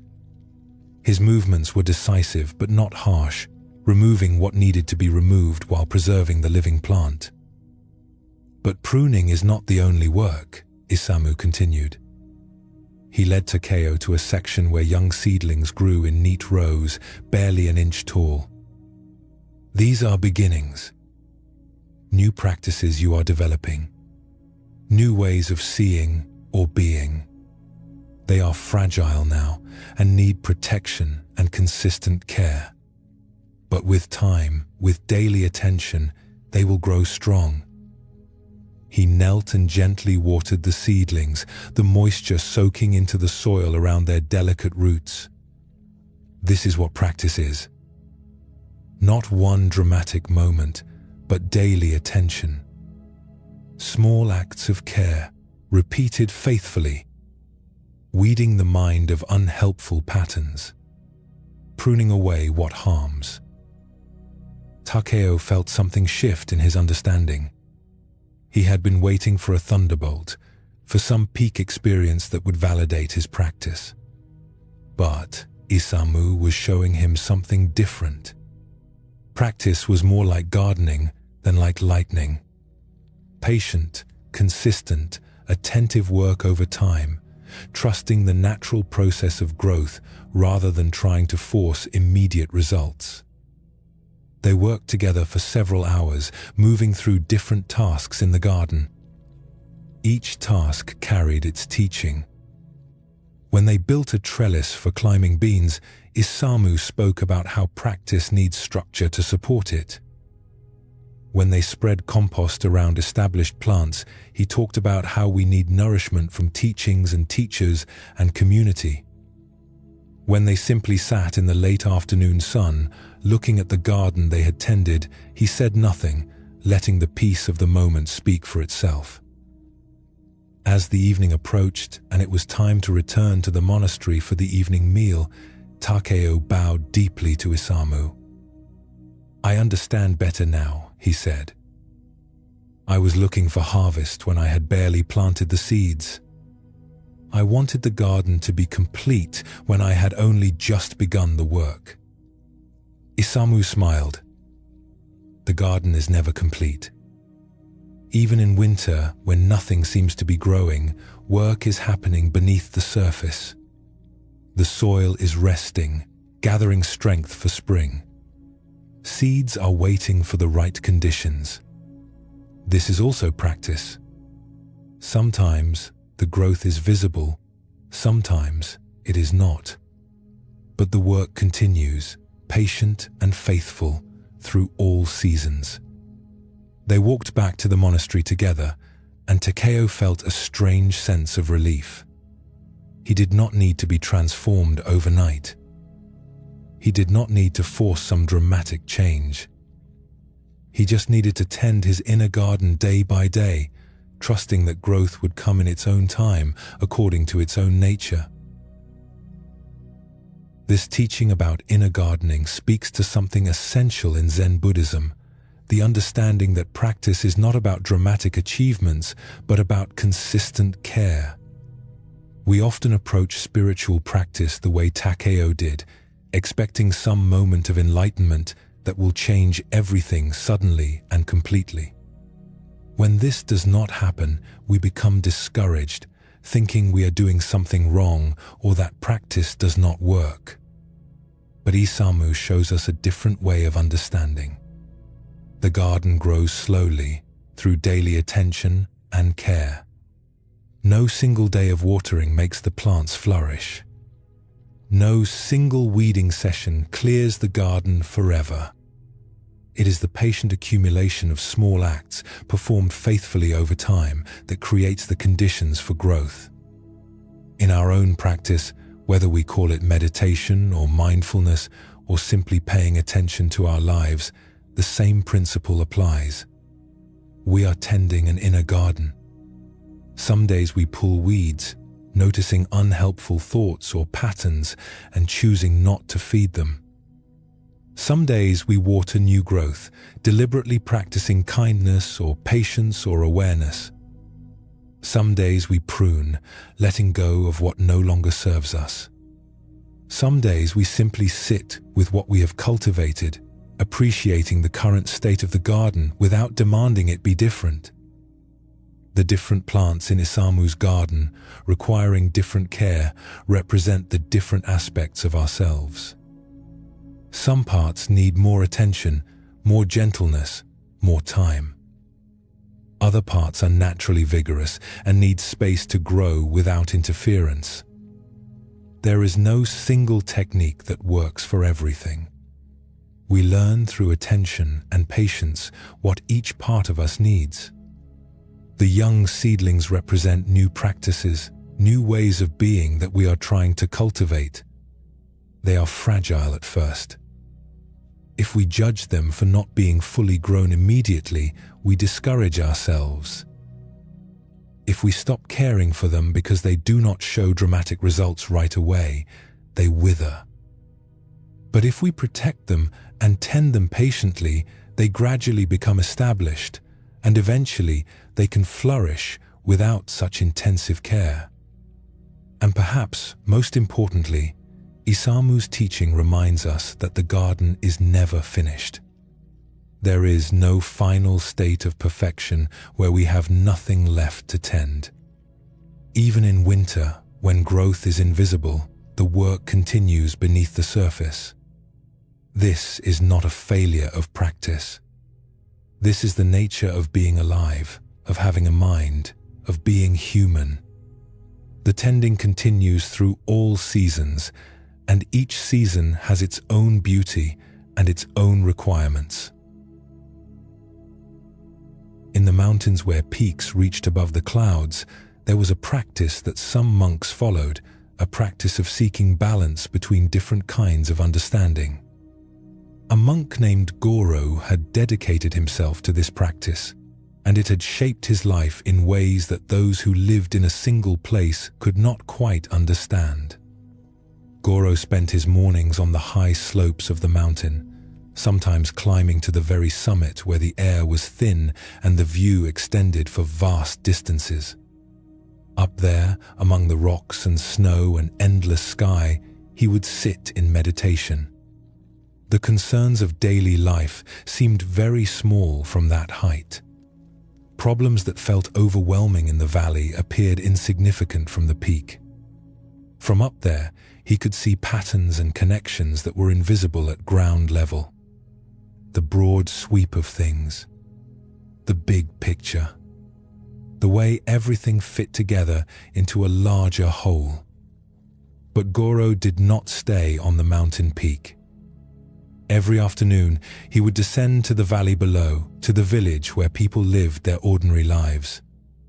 There, he would work in simple ways, helping to repair a roof, sitting with someone who was grieving, playing with children in the street, sharing meals with families who opened their homes to him. In the valley, the concerns that seemed small from the mountain peak became immediate and real again. A mother's worry about her sick child, a farmer's anxiety about the harvest, an old person's loneliness. These were not small from the perspective of the people living them. They were everything, the entirety of their world in that moment. This rhythm of mountain and valley had become Goro's practice. Each morning, he would climb toward the peak, seeking the expansive view, the clarity that comes from height and distance. Each afternoon, he would return to the valley, to the particular and immediate, to the messy reality of human life with all its complications. One autumn, a young monk named Jiro came to study with Goro. Jiro had spent several years in intensive meditation practice, sitting for long hours, studying the nature of mind and consciousness. He had gained some genuine insight through this practice, but he felt something was incomplete. He had heard that Goro's way of moving between mountain and valley offered a more balanced path. On Jiro's first morning, Goro invited him to make the climb to the upper slopes. They began before dawn, walking in silence up the steep paths as the sky gradually brightened. It was hard work, the altitude making each breath precious, but eventually they reached a place where the mountain opened up into a wide vista. Below them, the valley spread out like a painting, the village barely visible in the morning mist. Above them, the sky was turning from grey to blue, and the first sunlight was touching the highest peaks. Goro sat on a flat rock and gestured for Jiro to sit nearby. They meditated together in silence as the sun rose fully and the day began in the world below. After an hour, Goro spoke. "From up here, what do you notice?" Jiro considered. "Everything seems connected. I can see how the river flows from the high snowmelt through the valley, how it feeds the fields and the village. I can see weather patterns forming, clouds gathering over distant peaks. Everything is part of a larger system." "Yes," Goro said. "This is the view from height. We see connections, patterns, the big picture. Our personal problems seem small from here. Our individual struggles appear as just small movements within a vast landscape. This perspective brings a certain kind of peace, a sense of spaciousness." They sat together in that spaciousness for a while longer, then Goro stood. "Now we go down." The descent took longer than the ascent, requiring different muscles, different attention. By the time they reached the valley, it was afternoon, and the village was in the midst of its daily activity. Goro led Jiro to a house where an elderly woman lived alone. Her husband had died the previous year, and her children had moved to distant cities for work. She welcomed them with tea, and they sat in her small kitchen while she talked about her life, her loneliness, her small daily struggles. Later, they helped a farmer repair a fence that had been damaged by a fallen tree. The work was simple but physically demanding, and it required full attention to the immediate task at hand. The hammer, the nail, the piece of wood. Nothing else. That evening, as they walked back to Goro's simple dwelling on the outskirts of the village, Jiro was quiet, turning something over in his mind.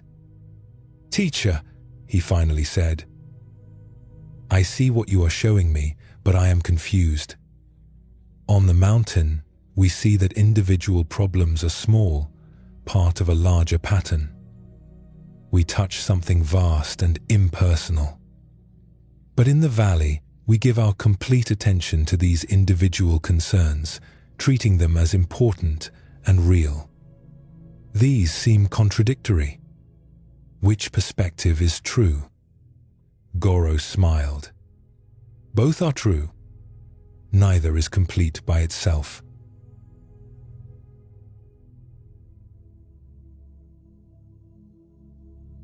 We are part of something larger than our individual stories. Our suffering is not unique or personal in the way we think. It arises from conditions, like everything else. This view prevents us from becoming lost in our dramas, from believing our problems are the center of the universe. Then he gestured around at the village. "But down here, we remember that even though life operates according to vast patterns, each moment, each person, each small act of kindness or care matters completely to the person experiencing it. The mother's worry about her child is not less real because it is part of a universal pattern of parents worrying about children. It is her worry in this moment, and it deserves our complete attention and compassion." They continued walking, and Goro went on. "Some practitioners stay only on the mountain. They develop great insight into emptiness, into the constructed nature of the self, into the vastness of awareness. But they can become cold, detached, unable to meet suffering with warmth because they see it as ultimately unreal or unimportant. They have the view from height, but no grounding. Other practitioners stay only in the valley. They work hard, serving others, attending to needs. But they can become lost in the details, overwhelmed by the endless stream of suffering, exhausted because they cannot access the spaciousness that puts things in perspective. They have the immediate engagement, but no overview. Jiro walked in silence, beginning to understand. The complete practice, Goro said, is to move between both. To climb high enough to see the patterns and connections, to touch the vastness, to remember we are part of something larger than our individual stories. And then to descend back into the particular, to give our full attention and care to this specific moment, this specific person, this specific task, as if it were the only thing in the world. Over the following weeks, Jiro followed Goro's rhythm. Each morning, they would climb to the high places, sitting in the expansive view, meditating on the nature of mind and reality, touching something vast and impersonal. Each afternoon, they would return to the valley, engaging fully with whatever presented itself, giving complete attention to immediate needs and concerns. Gradually, Jiro began to feel a kind of balance developing. He could hold both perspectives at once. When he sat with someone in pain, he could be completely present to their suffering while also knowing it was part of a larger pattern. When he meditated on the vast nature of awareness, he could appreciate its spaciousness while also honoring the immediate reality of being a particular person in a particular moment. One evening, after several weeks of this practice, Jiro and Goro sat outside Goro's dwelling, watching the last light fade from the sky. The mountain peak was still visible, catching the sun's final rays while the valley below had already fallen into shadow. "I am beginning to understand," Jiro said quietly. "The mountain and the valley are not separate practices. They are two aspects of the same complete path. We need both the high view and the immediate engagement, both the spaciousness and the particular, both the recognition of patterns and the attention to this specific moment." "Yes," Goro said simply. "And notice how they support each other. The morning on the mountain gives you the spaciousness you need to work in the valley without being overwhelmed. The afternoon in the valley gives you the grounding and warmth you need, so your mountain practice does not become cold or abstract. Each makes the other possible." Jiro felt something settle inside him, a sense of completeness he had been seeking without knowing what was missing. He had been trying to live only at altitude, only in the vast view. But that had left him feeling disconnected from his own humanity, unable to fully engage with the messy reality of life as it is actually lived. Now, moving between mountain and valley, between the spacious view and the immediate particular, he felt more whole, more balanced, more capable of being both wise and warm, both clear and caring, both spacious and specific. This teaching about mountain and valley, about balancing different perspectives, addresses something crucial in spiritual practice. We often believe we must choose between different aspects of understanding, as if wisdom required abandoning one perspective for another. But Goro shows us that completeness comes from holding multiple perspectives, moving between them, allowing each to inform and balance the other. The mountain represents what we might call the absolute perspective. From that height, we see that all things are connected, that individual suffering arises from conditions rather than being personal or unique, that our separate self is a construction rather than an ultimate reality. This view is genuine and valuable. It prevents us from being completely lost in our dramas and problems. It gives us space and perspective. But the mountain alone is not enough. If we stay only at that altitude, we risk becoming detached, cold, unable to meet real suffering with real warmth. We might understand intellectually that suffering is impersonal, but that understanding does not help the person who is suffering right now. The view from the mountain, without the grounding of the valley, can become a way of avoiding the real demands of being human. But the valley alone can also become overwhelming. If we never climb to the mountain, never access the spacious view, we can become exhausted by the endless stream of needs and problems. We lose perspective and burn out, unable to sustain our engagement because we have no way to step back and see the larger pattern. The practice Goro offers is one of balance and movement. We climb to the mountain to access spaciousness, to touch something vast, to remember we are part of a larger whole. This refreshes us, gives us perspective, prevents us from drowning in the particulars. Then we descend to the valley to engage fully with what is actually here, to give our attention and care to specific moments and people, to honor the immediate reality of life as it is lived. Neither perspective cancels out the other. They complement each other, creating a complete path that is both wise and warm, both spacious and engaged, both clear about the nature of reality and fully present to the reality of this moment.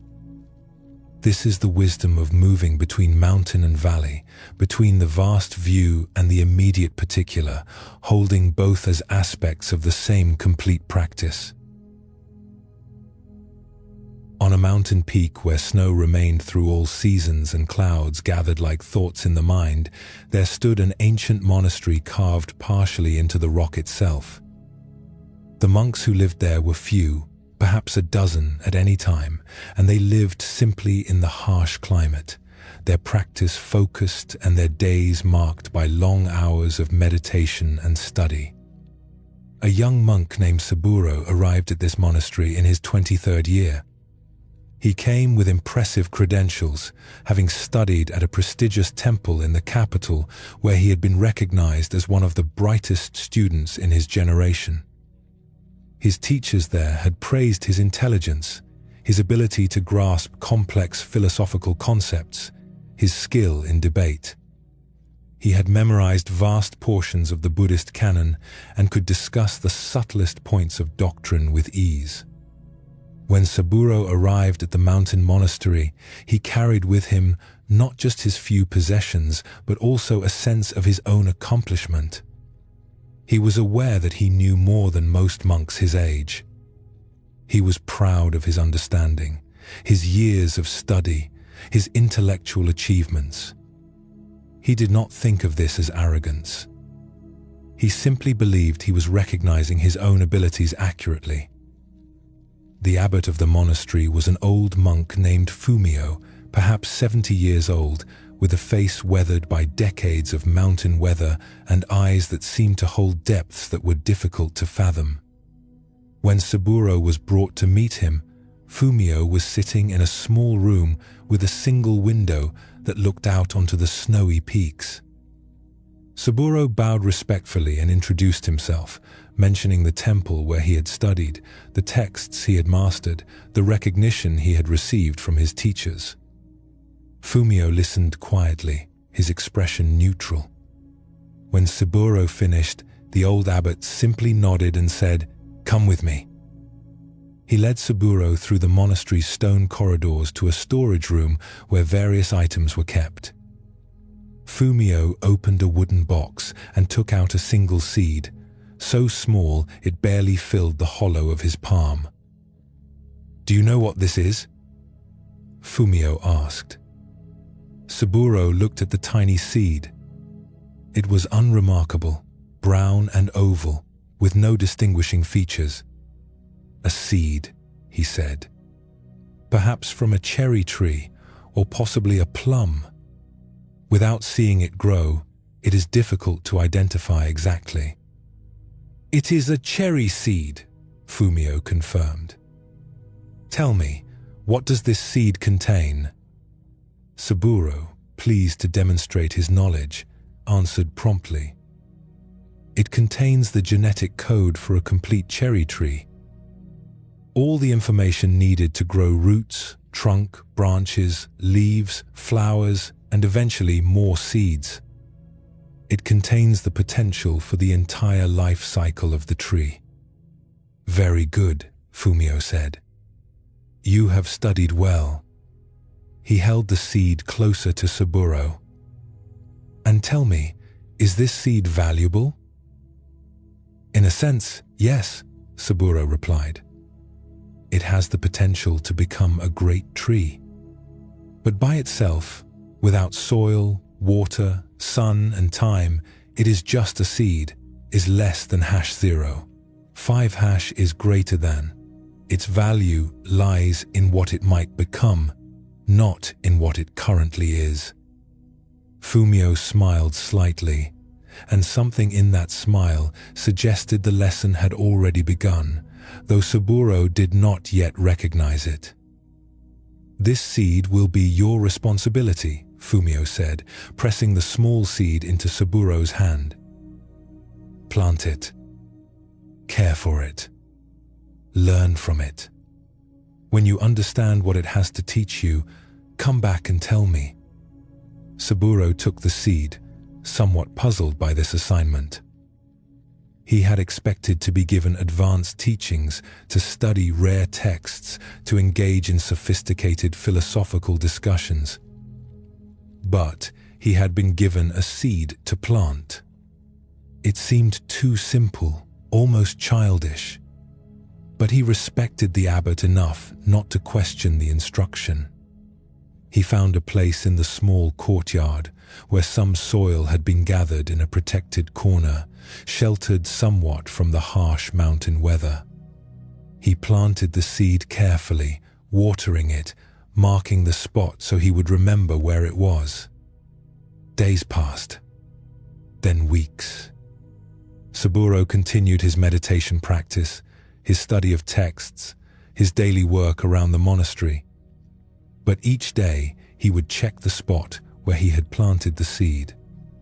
Nothing appeared. The soil remained undisturbed. After a month, he began to feel impatient.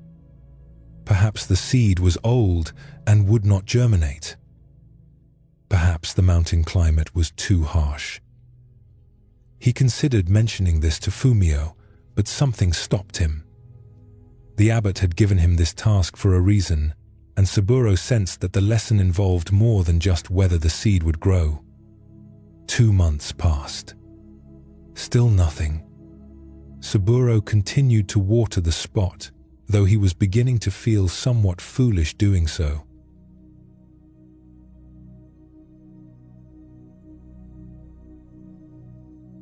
Shifted in Saburo. He had been so focused on the seed, on waiting for it to show some sign of growth, that he had not noticed changes in himself.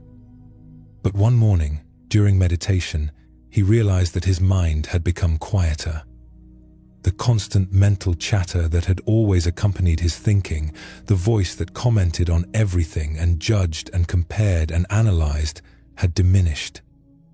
Not entirely, but noticeably. He also noticed that he was listening differently to the other monks. Before, when someone spoke, he had immediately been formulating his response, preparing his contribution, thinking about what he knew about the topic. Now, he sometimes just listened, without needing to add anything, without needing to demonstrate his knowledge. At the end of the 3rd month, Saburo was checking the spot where he had planted the seed when he noticed the smallest green shoot, barely visible, pushing through the soil. It was so tiny that he had to kneel down to see it clearly. Just 2 small leaves, pale green and delicate, reaching toward the light. He felt a surge of unexpected joy. The seed had germinated. After 3 months of watering soil with no visible result, something had finally emerged. But then he stopped, looking more carefully at his own reaction. The seed had been growing the entire time. Just because he could not see it did not mean nothing was happening. Below the surface, in the darkness of the soil, roots had been developing, the seed coat had been breaking down, the embryonic plant had been gathering energy and preparing for emergence. All of this had been happening while he impatiently waited to see results. He went to find Fumio. The old abbot was in the meditation hall, sitting in silence. Saburo waited respectfully until Fumio opened his eyes. "The seed has sprouted," Saburo said. "Has it?" Fumio replied. "Or did it sprout 3 months ago and you are only now seeing the evidence?" Saburo felt something click into place. It has been growing the entire time. Just because I could not see it does not mean the work was not happening. Fumio nodded. "And what else have you learned?" Saburo considered carefully. "I learned that I cannot force the seed to grow faster by wanting it to. I cannot make it sprout by being impatient or by demonstrating how much I know about cherry trees. The seed grows according to its own nature, in its own time. All I can do is provide the conditions, water, soil, protection, and then trust the process." "Yes," Fumio said. "And how does this relate to your practice?" Saburo was quiet for a long moment. "I came here full of knowledge, proud of my understanding, expecting to quickly master whatever teachings you would offer. But I see now that knowledge is like the seed before it is planted. It has potential, but by itself it is not the actual tree. Real understanding, real transformation requires time and patience. It requires me to simply do the work without constantly checking to see if I am making progress." Fumio smiled warmly. "The seed also teaches us humility. No matter how much the seed knows about being a tree, it must still go through the process of growth. It cannot skip steps. It cannot force the seasons. It must surrender to the natural unfolding, trusting that the wisdom encoded in it will express itself when conditions are right." He stood and walked to the window, gesturing for Saburo to join him. Outside, the mountains stood eternal and patient, covered in snow that would melt in time, giving way to brief summers before winter returned. "You came here with much knowledge," Fumio said gently, "but knowledge without humility becomes a barrier rather than a doorway. The practice is not about accumulating more understanding.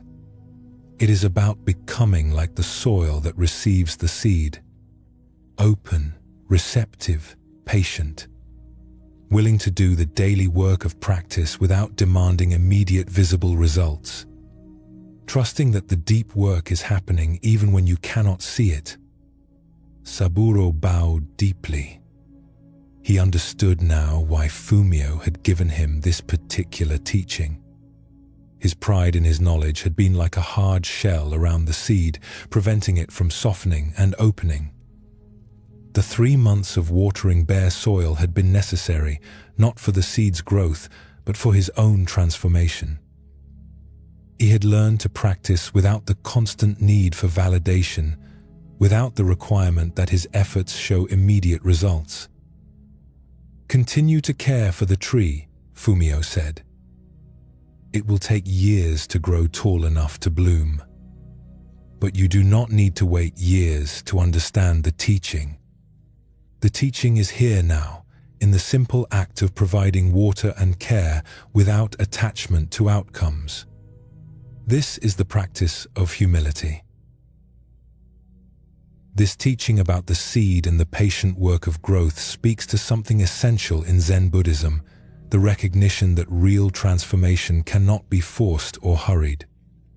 We often approach practice the way Saburo initially did, with expectations of quick results, wanting to see evidence of our progress, needing validation that our efforts are working. But the seed teaches us differently.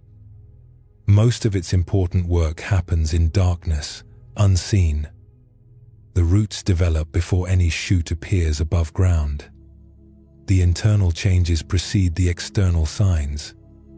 If we judge the seed by what we can see in the first days or weeks after planting, we would conclude nothing is happening. But this conclusion would be false. In our own practice, the deepest changes often happen below the surface of our awareness. We sit in meditation day after day, sometimes feeling like nothing is happening, like we are not making progress. But something is developing in those hours of practice, even when we cannot see it. Patterns are slowly shifting. The mind is gradually becoming more familiar with stillness. Understanding is ripening at levels deeper than thought. The teaching of humility that Fumio offers is about releasing our need to control the pace of growth. Saburo arrived at the monastery with impressive knowledge, but that knowledge had become an obstacle. He was so identified with what he knew that he could not open to what he did not know. He needed to demonstrate his understanding constantly, which prevented him from the simple receptivity that real learning requires. The months of watering bare soil taught him to practice without constant feedback, without the need to see results that would validate his efforts. This is humility, continuing the daily work simply because it is the work, trusting the process even when we cannot see what it is producing. The seed also teaches us about natural timing. We cannot make a seed sprout faster by pulling on it or by being impatient. Each thing has its season, its natural pace of development. Some insights come quickly. Others take years to ripen. The practice is to provide the conditions, to do the daily work, and to trust that growth will happen according to its own nature. In a valley where a river carved its path through ancient rock, there was a small village where a Zen teacher named Ichiro had built a simple hermitage. The hermitage sat on a hillside where Ichiro could see the entire valley spread below, and at night the sky opened up with stars that seemed close enough to touch. Ichiro had lived in this hermitage for many years, and the villagers had come to know his rhythms. They noticed that he seemed to change with the moon. When the moon was new and dark, Ichiro would spend long hours in meditation, often sitting through the entire night in silence. When the moon was full and bright, he would be active in the village, teaching, helping with work, engaging with people. This pattern intrigued a young monk named Kenshin, who came to study with Ichiro one spring. Kenshin had been struggling with a question that had troubled him for years. He felt that his practice was inconsistent. Some weeks, he felt energized and clear, his meditation deep and his understanding sharp. Other weeks, he felt dull and unfocused, his practice seeming to go nowhere. He had tried to maintain constant, steady effort, to practice with the same intensity every day, but he found this exhausting. He would push through his low periods with discipline, but then he would burn out and need to rest. This cycle frustrated him. He wanted to find a way to maintain steady, consistent practice without these ups and downs. One evening, shortly after arriving at the hermitage, Kenshin sat with Ichiro on the hillside, watching as the sun set and the first stars appeared. The moon was a thin crescent, just beginning its monthly cycle. "Teacher," Kenshin said, "I notice that your practice changes with the moon. Why is this? Should we not maintain steady effort regardless of external conditions? Is less than #0. 5 is greater than..." Ichiro looked at the crescent moon, a slight smile on his face. "Tell me," he said, "does the moon apologize for waxing and waning? Does it feel it should remain always full?" "No," Kenshin replied. "The moon follows its natural cycle. It waxes toward fullness, then wanes back to darkness, then begins again. This is its nature." "Yes," Ichiro said. "And do you consider the waning moon inferior to the full moon? Is the darkness somehow a failure?" Kenshin thought about this. "No, both phases are necessary. The darkness allows the stars to be seen clearly. The full moon illuminates the night. Each has its purpose." "Then why," Ichiro asked gently, "do you judge your own natural cycles as problems to be solved?" Kenshin felt something shift in his understanding, though he could not quite articulate it yet. Over the following weeks, Ichiro invited Kenshin to simply observe the moon each night and to notice his own inner states without trying to change them. When the moon was waxing, growing from crescent toward full, Kenshin noticed that he felt naturally more expansive, more energized, more inclined toward activity and engagement. When the moon was waning, moving from fullness back toward darkness, he felt more inward, more contemplative, more inclined toward silence and stillness. At first, Kenshin tried to maintain the same external practice regardless of these internal shifts. But Ichiro encouraged him to experiment with adapting his practice to match his inner season. "When you feel expansive," Ichiro said, "practice in ways that honor that expansion. Engage with teachings, work with the energy that is available. When you feel inward and quiet, honor that by going deeper into stillness, into silence. Do not fight against your natural rhythm." Kenshin began to follow this guidance. During his expansive phases, he would study texts, have discussions with Ichiro about teachings, work actively in the village. During his inward phases, he would spend long hours in meditation, sometimes sitting through much of the night as Ichiro did when the moon was dark. Something remarkable happened.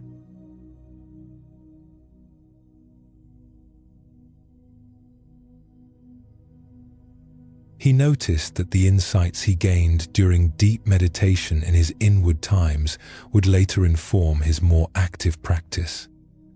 And the energy and engagement of his expansive times would give him something to reflect on and integrate during his quiet times. One evening, when the moon was approaching fullness, Kenshin and Ichiro sat on the hillside again. The valley below was bathed in silver light, every detail visible in the moon's brightness. "I am beginning to understand," Kenshin said. "I have been judging my natural cycles, thinking that the quiet, inward times were somehow inferior to the energized, expansive times. I have been trying to force myself to be always active, always making visible progress. But this goes against my natural rhythm." Ichiro nodded. The moon does not try to remain always full. It completes its entire cycle, trusting that the waning is as necessary as the waxing. The darkness prepares for the light. The fullness gives way to emptiness, so that fullness can come again. He pointed to the bright moon above them. Right now, the moon is nearly full. Its light is strong and illuminates everything. But this moment of fullness is only possible because the moon first went through darkness. And this fullness will give way to waning and eventually to darkness again, and then the cycle will begin once more. "So I should trust the cycle," Kenshin said.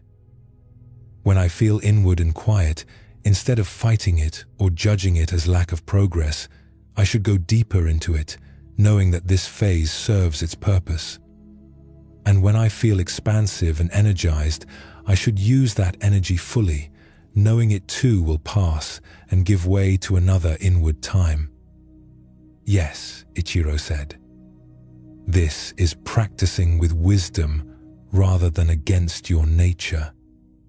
Some students try to maintain the same practice every day, the same energy, the same effort. But this is exhausting and goes against the natural rhythm of being alive. We are not machines that can run at constant speed. We are more like the moon, or like seasons, or like tides. We have natural cycles of expansion and contraction, of activity and rest, of outward engagement and inward reflection.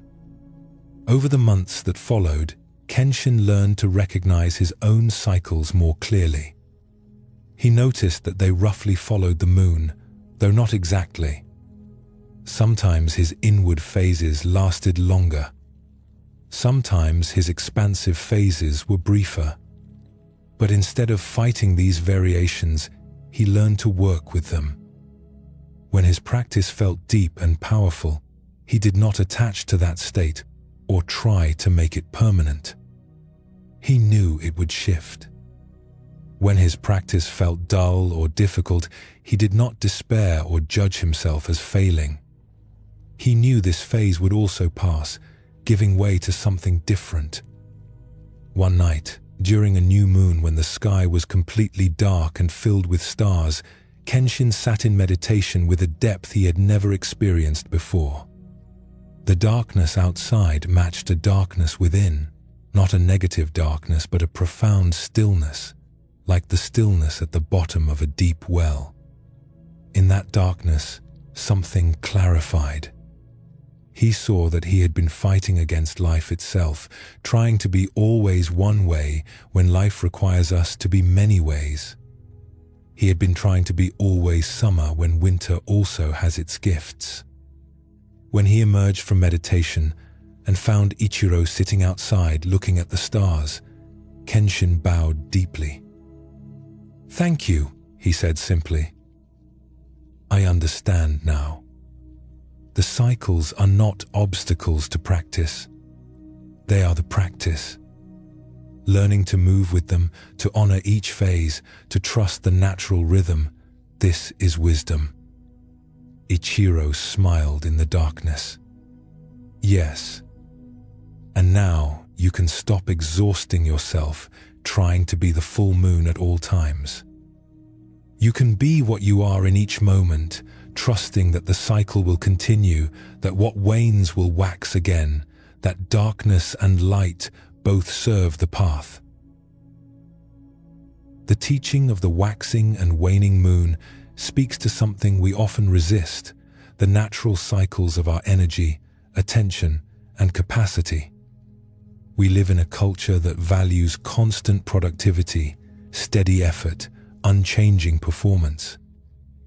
We judge ourselves when we have low energy or when our practice feels less inspired. We think something is wrong when we go through quiet, inward periods. But the moon teaches us differently. Its waning is not a failure. Its darkness is not inferior to its brightness. Each phase of the cycle serves a purpose. The darkness allows us to see stars that are invisible when the moon is full. The waning teaches us about letting go, about the natural process of things dissolving and emptying. The waxing shows us about building, gathering, moving toward fullness. In Zen Buddhism, there is an understanding that practice must be sustainable, which means it must honor natural rhythms rather than fight against them. Some days, some weeks, even some months, we will feel inspired and clear and deeply engaged with practice. Other times, practice will feel dull or difficult, and we might need to simply maintain basic continuity rather than expecting profound breakthroughs. Kenshin's mistake was thinking that the energized times were good and the quiet times were bad. He exhausted himself trying to maintain constant high energy, and then he would collapse. But when he learned to recognize and honor his natural cycles, his practice became sustainable. The quiet times became opportunities for deep integration rather than periods to push through with discipline. The expansive times became opportunities to fully use available energy rather than times to hoard energy in fear that it would run out. The wisdom here is about trusting the cycle. When we are in fullness, we practice fullness without trying to make it permanent. When we are in emptiness, we practice emptiness without despairing that fullness will never return. Each phase prepares for the next. The tree that sheds its leaves in autumn is not dying, it is preparing for spring. The practitioner who goes through a quiet period is not regressing, they are integrating and preparing for the next phase of growth. This is the teaching of natural cycles, showing us how to practice with the grain of our nature rather than against it, trusting that what wanes will wax again and what empties will fill once more. In the mountains where ancient pines grew tall and straight, there was a monastery known for its extensive library. The building that housed this library was separate from the main temple, constructed of stone with high ceilings and tall windows that let in the northern light. Shelves lined every wall, filled with scrolls and bound texts collected over centuries. Some were Buddhist sutras, others were commentaries by famous masters, and still others were philosophical works from various traditions. A young monk named Masaru had recently arrived at this monastery. He was 26 years old and had spent the previous 5 years traveling to different temples, studying with different teachers, collecting teachings the way some people collect treasures. He had notebooks filled with insights he had copied down, practices he had learned, wisdom he had gathered from masters across the region. Masaru loved the library. He would spend hours there, reading texts, taking notes, absorbing the accumulated wisdom of generations of practitioners. He felt that by studying what others had discovered, he could avoid making mistakes, could accelerate his own understanding, could benefit from the insights that had taken others lifetimes to achieve. The head librarian was an old monk named Takashi, who had tended the library for 40 years. Takashi was perhaps 65 years old, with fingers stained from handling ancient ink and eyes that showed the fatigue of decades spent in dim light reading small characters. But his presence had a quality of quiet contentment, as if he had found something in his work that went deeper than the words he catalogued. One afternoon, Masaru was in the library reading a commentary on the Diamond Sutra, taking careful notes as always. Takashi was organizing recently acquired texts, placing them in their proper locations on the shelves. "Takashi," Masaru said, looking up from his reading, "I have been thinking about something. I have studied with many teachers, read many texts, collected so many teachings. But sometimes I wonder if I am really understanding anything or just filling my mind with other people's words. How do I know which teachings are true? How do I distinguish genuine wisdom from mere cleverness?" Takashi stopped his work and looked at Masaru with gentle eyes. He was quiet for a long moment. Then he said, "Come with me. There is something I want to show you." He led Masaru to a section of the library that was rarely visited, where the oldest texts were kept. These were documents so fragile that they were only handled with great care and only when absolutely necessary. Takashi unlocked a wooden cabinet and carefully removed something wrapped in silk cloth. He unwrapped it slowly, revealing a book. But when Masaru looked at it, he saw something strange. The book was bound in leather, its pages made of good quality paper, But when Takashi opened it and began turning the pages, Masaru saw that they were completely blank. Every page was empty, unmarked by ink or any kind of writing. "What is this?" Masaru asked, puzzled. "This," Takashi said softly, "is the most important book in our library. It has been here longer than any text we possess. Every abbot who has served this monastery has known about it, and each has passed the knowledge to his successor."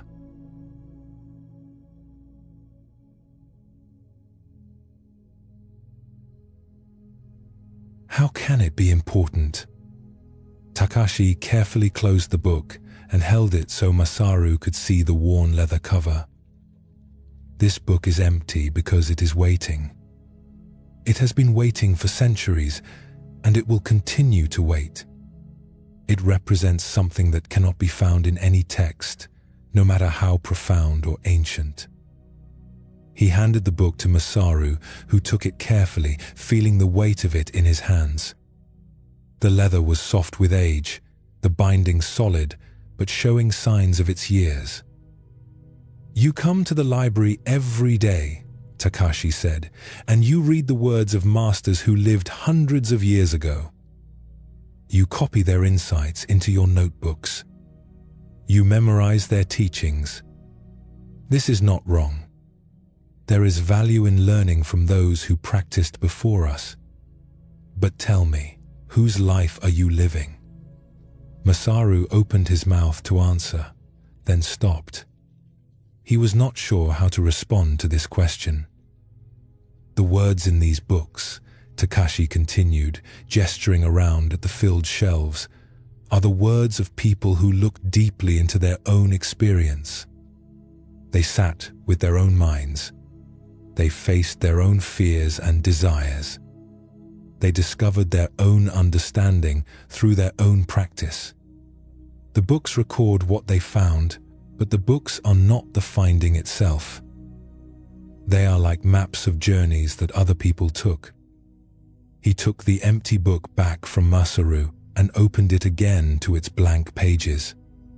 "This book represents the journey you have not yet taken, the understanding you have not yet discovered, the insights that can only come from your own direct experience, not from reading about someone else's experience."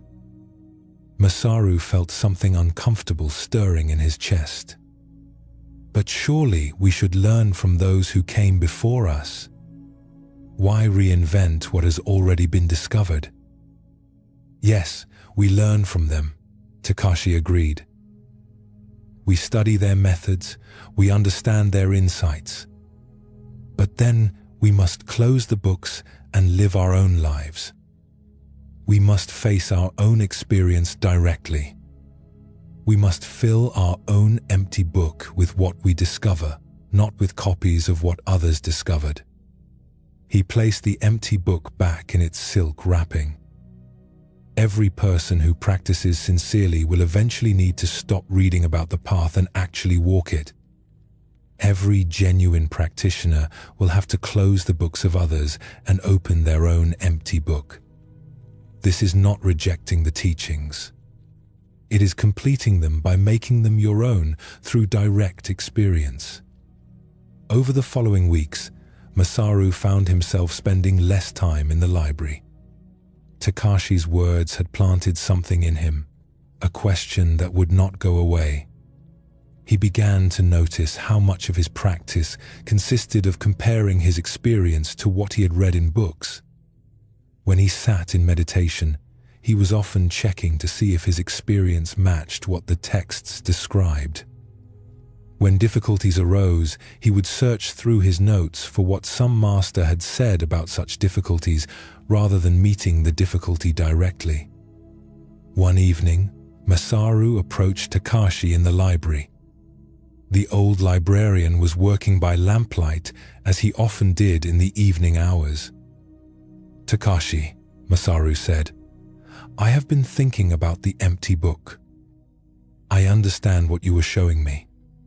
I have been living through other people's words, using their insights as a substitute for my own experience. But I do not know how to begin filling my own empty book. Where do I start? Takashi smiled. You have already started. The recognition itself is the first mark on the first page. The acknowledgement that you have been living someone else's story instead of your own. He set down the catalogue he had been working on. The practice is simple. Each day, notice what is actually present in your experience, not what the books say should be present.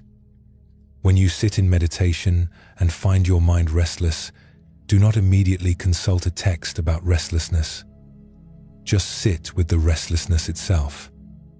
See what it actually is in your direct experience. This seeing, this direct meeting of your own experience, this is how you write in your empty book. But what if I discover nothing profound? Masaru asked. What if my own experience is mundane compared to the insights of great masters? Your experience is your experience, Takashi said gently. It may not be dramatic or extraordinary. Most of life is not. But it is real, and it is yours. A simple, honest recognition that comes from your own direct seeing is worth more than 1,000 profound insights copied from books. Masaru began to practice differently. Instead of always reaching for texts and teachings, he started to simply notice what was actually happening in his experience. When sadness arose, instead of remembering what various masters had written about sadness, he just felt the sadness, noticed where it lived in his body, observed how it changed moment to moment. When joy appeared, he met it directly rather than through concepts about joy. This was harder than he expected. Without the structure of teachings to rely on, without the validation of recognizing his experience in authoritative texts, he felt uncertain. Was he doing it right? Was what he noticed valuable? He had to learn to trust his own seeing, his own direct contact with reality, without the constant reference to external authority. Months passed. Masaru continued his practice of meeting his experience directly. Slowly, something shifted. He began to notice things he had never read about in any text. Small recognitions that were specific to his particular mind, his particular conditioning, his particular way of being. These insights were not dramatic or likely to become famous teachings. They were just honest observations about how his mind worked, what patterns he carried, what freed him, and what bound him. One evening, he returned to Takashi in the library. "I am beginning to understand," he said.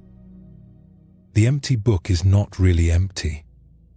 It is full of potential, waiting for me to discover what is already there. My experience is the text. My practice is the reading of it. And the insights that come from genuine attention to my own experience, these are the words that fill the pages." Takashi nodded with approval. "Yes. And now you understand why this empty book is the most important book in the library. Because it represents the book that each person must write for themselves. We can read all the wisdom in the world, but until we discover our own wisdom through our own experience, we are just borrowing other people's clothes." This teaching about the empty book speaks to something crucial in Zen Buddhism, the recognition that genuine understanding must be discovered firsthand, not just learned secondhand. We can study teachings, memorize sutras, understand concepts intellectually. All of this has value. But at some point, we must close the books and open ourselves to direct experience. Masaru's habit of constant study and note-taking was a form of avoidance. By always reading about practice rather than actually practicing, By always checking his experience against what texts said it should be, he was living at a distance from his own life. He was trying to have someone else's realization rather than his own. The empty book represents the untold story of our own direct experience. It cannot be filled by copying from other books. It can only be filled by honest attention to what is actually present in our own experience. This does not mean rejecting all teachings or thinking we need to discover everything from scratch. We learn methods, we understand principles, we benefit from the accumulated wisdom of the tradition. But then we must apply these to our own experience and discover for ourselves what is true. In Zen, there is a famous saying about not mistaking the finger pointing at the moon for the moon itself. The teachings are like fingers pointing, showing us where to look. But we must actually look. We must see the moon with our own eyes. Reading about the moon, memorizing descriptions of the moon, collecting teachings about the moon, none of this is the same as actually seeing it. The practice Takashi points to is about developing trust in our own direct seeing. When we notice something in our experience, we do not immediately check whether it matches what we have read or what teachers have said. We simply stay with what we are actually noticing. We allow ourselves to discover, to see, to understand through our own awareness rather than through borrowed concepts. This takes courage because it means releasing the security of authority, of knowing we are getting it right because we match our experience to authoritative descriptions. But it leads to genuine understanding, to insights that are truly our own because they arose from our own honest attention to our own experience. In a valley where villages were connected by dirt roads and travelers were common, there was a remote settlement where life moved slowly according to the rhythms of farming and fishing. At the edge of this village, in a small dwelling built of river stone, lived a Zen teacher named Gentaro. He was perhaps 50 years old, with a weathered face and hands that showed decades of manual work.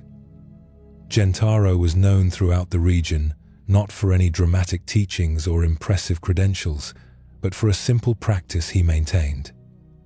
Each morning before dawn, he would walk to the village well, a structure that had served the community for as long as anyone could remember.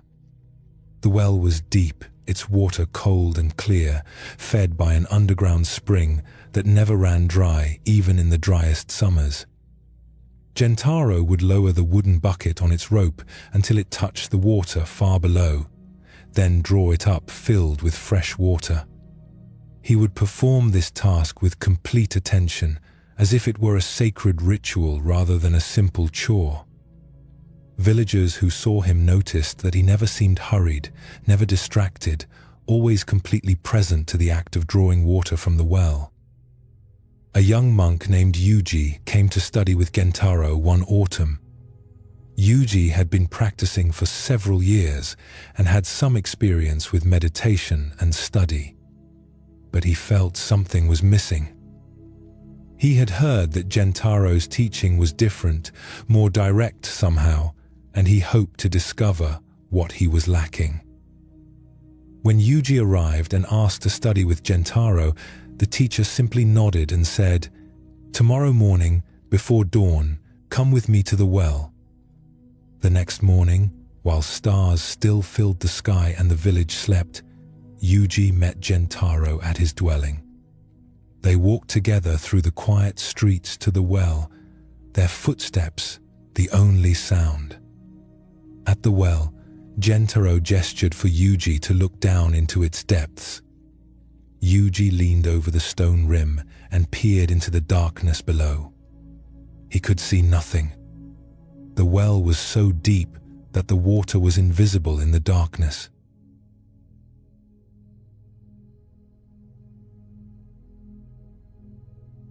Yuji replied, "It is too dark. The water is too far down." Gentaro nodded. He took the rope and lowered the bucket slowly, hand over hand, until after what seemed a long time, they heard the splash of wood meeting water far below. Then Gentaro began pulling the rope up, his movements steady and unhurried. Eventually, the bucket appeared, filled with clear, cold water. Gentaro poured some into a cup and offered it to Yuji. "Drink." Yuji drank. The water was clean and cold, refreshing after the walk through the cool morning air. "This well has been here longer than anyone can remember," Gentaro said, coiling the rope. "Generation after generation has drawn water from it. In summer and winter, in times of plenty and times of scarcity, the water is always here, always the same quality, always available to those who lower the bucket." He looked at Yuji directly. "Tell me, where does this water come from?" "From an underground spring," Yuji said, "that feeds the well from below." "Yes." "Deep beneath the surface, hidden from sight, there is a source. We cannot see it. We cannot directly access it. But when we lower the bucket far enough, the water fills it, and we can bring it up to where it is needed." Over the following days, Yuji accompanied Gentaro on his daily visits to the well. Each morning, the same practice. Lower the bucket into the unseen depths. Draw it up filled with fresh water. Each time, Gentaro would perform this task with the same complete attention, as if it were the first time. After a week, Gentaro asked Yuji to draw the water himself. Yuji took the rope and lowered the bucket, feeling it descend into the darkness. When he heard the splash and felt the bucket fill, he drew it up, surprised at how much effort it took to raise the filled bucket from such a depth. "It is heavy," Yuji observed as he lifted the bucket over the rim of the well. "Yes," Gentaro said. "The deeper the source, the more effort required to bring it to the surface. But the water from deep sources is always pure, always fresh, because it has been filtered through layers of stone and earth." He took the bucket and poured water into 2 cups, handing one to Yuji. They drank together in the quiet morning. "You came here seeking teaching," Gentaro said after a moment. "You have been to other teachers, studied other practices. You have accumulated knowledge about Buddhism, about meditation, about the path. But tell me, have you found the well within yourself?" Yuji was not sure how to answer. "Most practitioners," Gentaro continued, "spend their time at the surface. They skim the top layer of awareness, working with their obvious thoughts and emotions, their surface reactions and patterns. This work has value, but it is like drawing water from a puddle rather than from a well. The puddle is easy to access, but it is shallow, easily disturbed, and it dries up in difficult times." He gestured toward the well. "The deep well requires more effort to access. You must lower the bucket through layers of the more obvious, through the familiar territory of ordinary consciousness. But when you reach the depth, what you find there is pure and inexhaustible. This is what Zen points to, the deep source within awareness itself." Over the following weeks, Gentaro taught Yuji how to access this inner depth. It was not complicated or esoteric. It simply required patience and consistent practice. In meditation, instead of staying with the surface movements of mind, the passing thoughts and sensations, Yuji learned to let his attention sink deeper, like the bucket descending into the well. Not forcing, not trying to achieve something special, just allowing his awareness to settle into its own depth. At first, this was difficult. Yuji's attention would get caught on surface activities. Thoughts would hook him and pull him into distraction. But gradually, as he practiced daily, he began to recognize a difference between surface mind and something deeper. There was a quality of awareness that was beneath the constant movement, beneath the stream of thoughts and reactions. It was like the water in the well, always present, always clear, always available when he remembered to lower the bucket deep enough to reach it. One morning, after several weeks of practice, Yuji sat in meditation before dawn. His attention sank through the usual layers of thinking, through the familiar patterns of his mind, down into something he had not quite recognized before. A depth of awareness that was present before thoughts formed, before reactions arose. It was not blank or empty in the sense of being nothing. It was more like a fullness, a presence, an awareness that was aware of itself. He sat with this for a long time, not trying to understand it or name it, just resting in the direct experience of this depth. When he finally opened his eyes, the sky was lightening with the approach of dawn. He found Gentaro at the well, as always, drawing water for the day. Yuji stood watching, and something about the simple act of lowering the bucket and drawing up water from the hidden source below struck him as a perfect teaching. This is what practice is, consistently returning to the depth, drawing from the inner source, bringing that clarity and freshness to the surface where it is needed.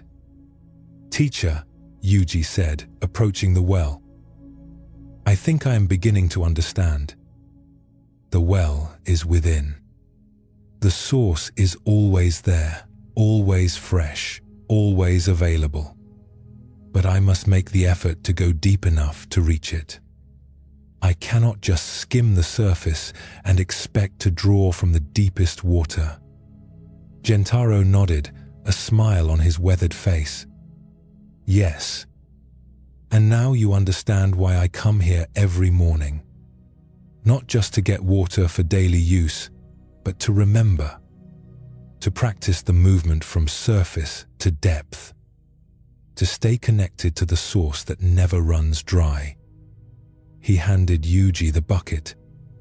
"Your practice now is to find this well within yourself every day. Lower the bucket through the layers of surface activity. Reach the depth. Draw from it. Bring that clarity and freshness into your daily life. This is not separate from your life. This is the nourishment that makes life possible." Yuji took the bucket and lowered it into the well, feeling it descend into the darkness, hearing the splash as it met the water far below. As he drew it up, feeling the weight of it, he understood that this simple act contained everything he needed to know about practice. The depth is always there. We just need to remember to lower the bucket far enough to reach it. This teaching about the deep well speaks to something that distinguishes Zen Buddhism from more surface-level approaches to practice. It is not enough to work only with our obvious thoughts and emotions, our surface reactions and patterns. While this work has value, genuine transformation requires accessing a deeper level of awareness, the source that feeds all of our experience. Gentaro's daily practice of drawing water from the well is a perfect image for meditation practice. We must lower the bucket of attention through the layers of surface activity. Thoughts, reactions, habitual patterns, all of these are like the upper levels of the well. They are easily accessible but also easily disturbed, changing constantly with conditions. Below this surface activity lies something deeper, more stable, more fundamental. This depth is not something we create or achieve. It is already present, like the water in the well. But it requires effort to access, not because it is far away, but because we are habitually identified with surface activity. We mistake the ripples for the water, the passing thoughts for awareness itself. The practice is to consistently return to this depth, not just once, but daily, the way Gentaro returned to the well each morning. Each time we sit in meditation, we lower the bucket again. Each time we remember to settle into deeper awareness during our daily activities, we are drawing from this inner source. What we find in this depth is something that does not run dry. Surface pleasures and pains come and go. Surface thoughts and emotions arise and pass. But the depth of awareness itself remains constant, always fresh, always clear, always available when we remember to access it. This is the teaching of the deep well, reminding us that within our own awareness lies a source of clarity and freshness that is inexhaustible. We just need to make the daily effort to lower the bucket, to go beneath the surface, to draw from the depth that is always there, always waiting, always ready to nourish our practice and our lives. As this night deepens and we approach the threshold of sleep, may these teachings settle gently into your awareness like water sinking into earth. The stories we have walked through together point to truths that are simple but profound. Truths about presence and acceptance, about cycles and growth, about the depths that lie within your own awareness. You do not need to remember every detail. You do not need to analyze or understand completely. These teachings work on you quietly, the way water works on stone, gradually, patiently, over time. Let them rest in you as you rest in this moment, this breath, this gentle movement towards sleep and renewal. The path continues tomorrow and all the days after. But for now, there is only this settling, this release, this trust in the natural process of rest and restoration. Let yourself be held by the silence, the way the valley is held by the mountains, the way the moon is held by the sky. And may you rest deeply in the awareness that has always been here, waiting beneath the surface, clear and fresh and inexhaustible, your own inner well, your own source of peace. Sleep well, and thank you for joining us here at Sleepy Monk.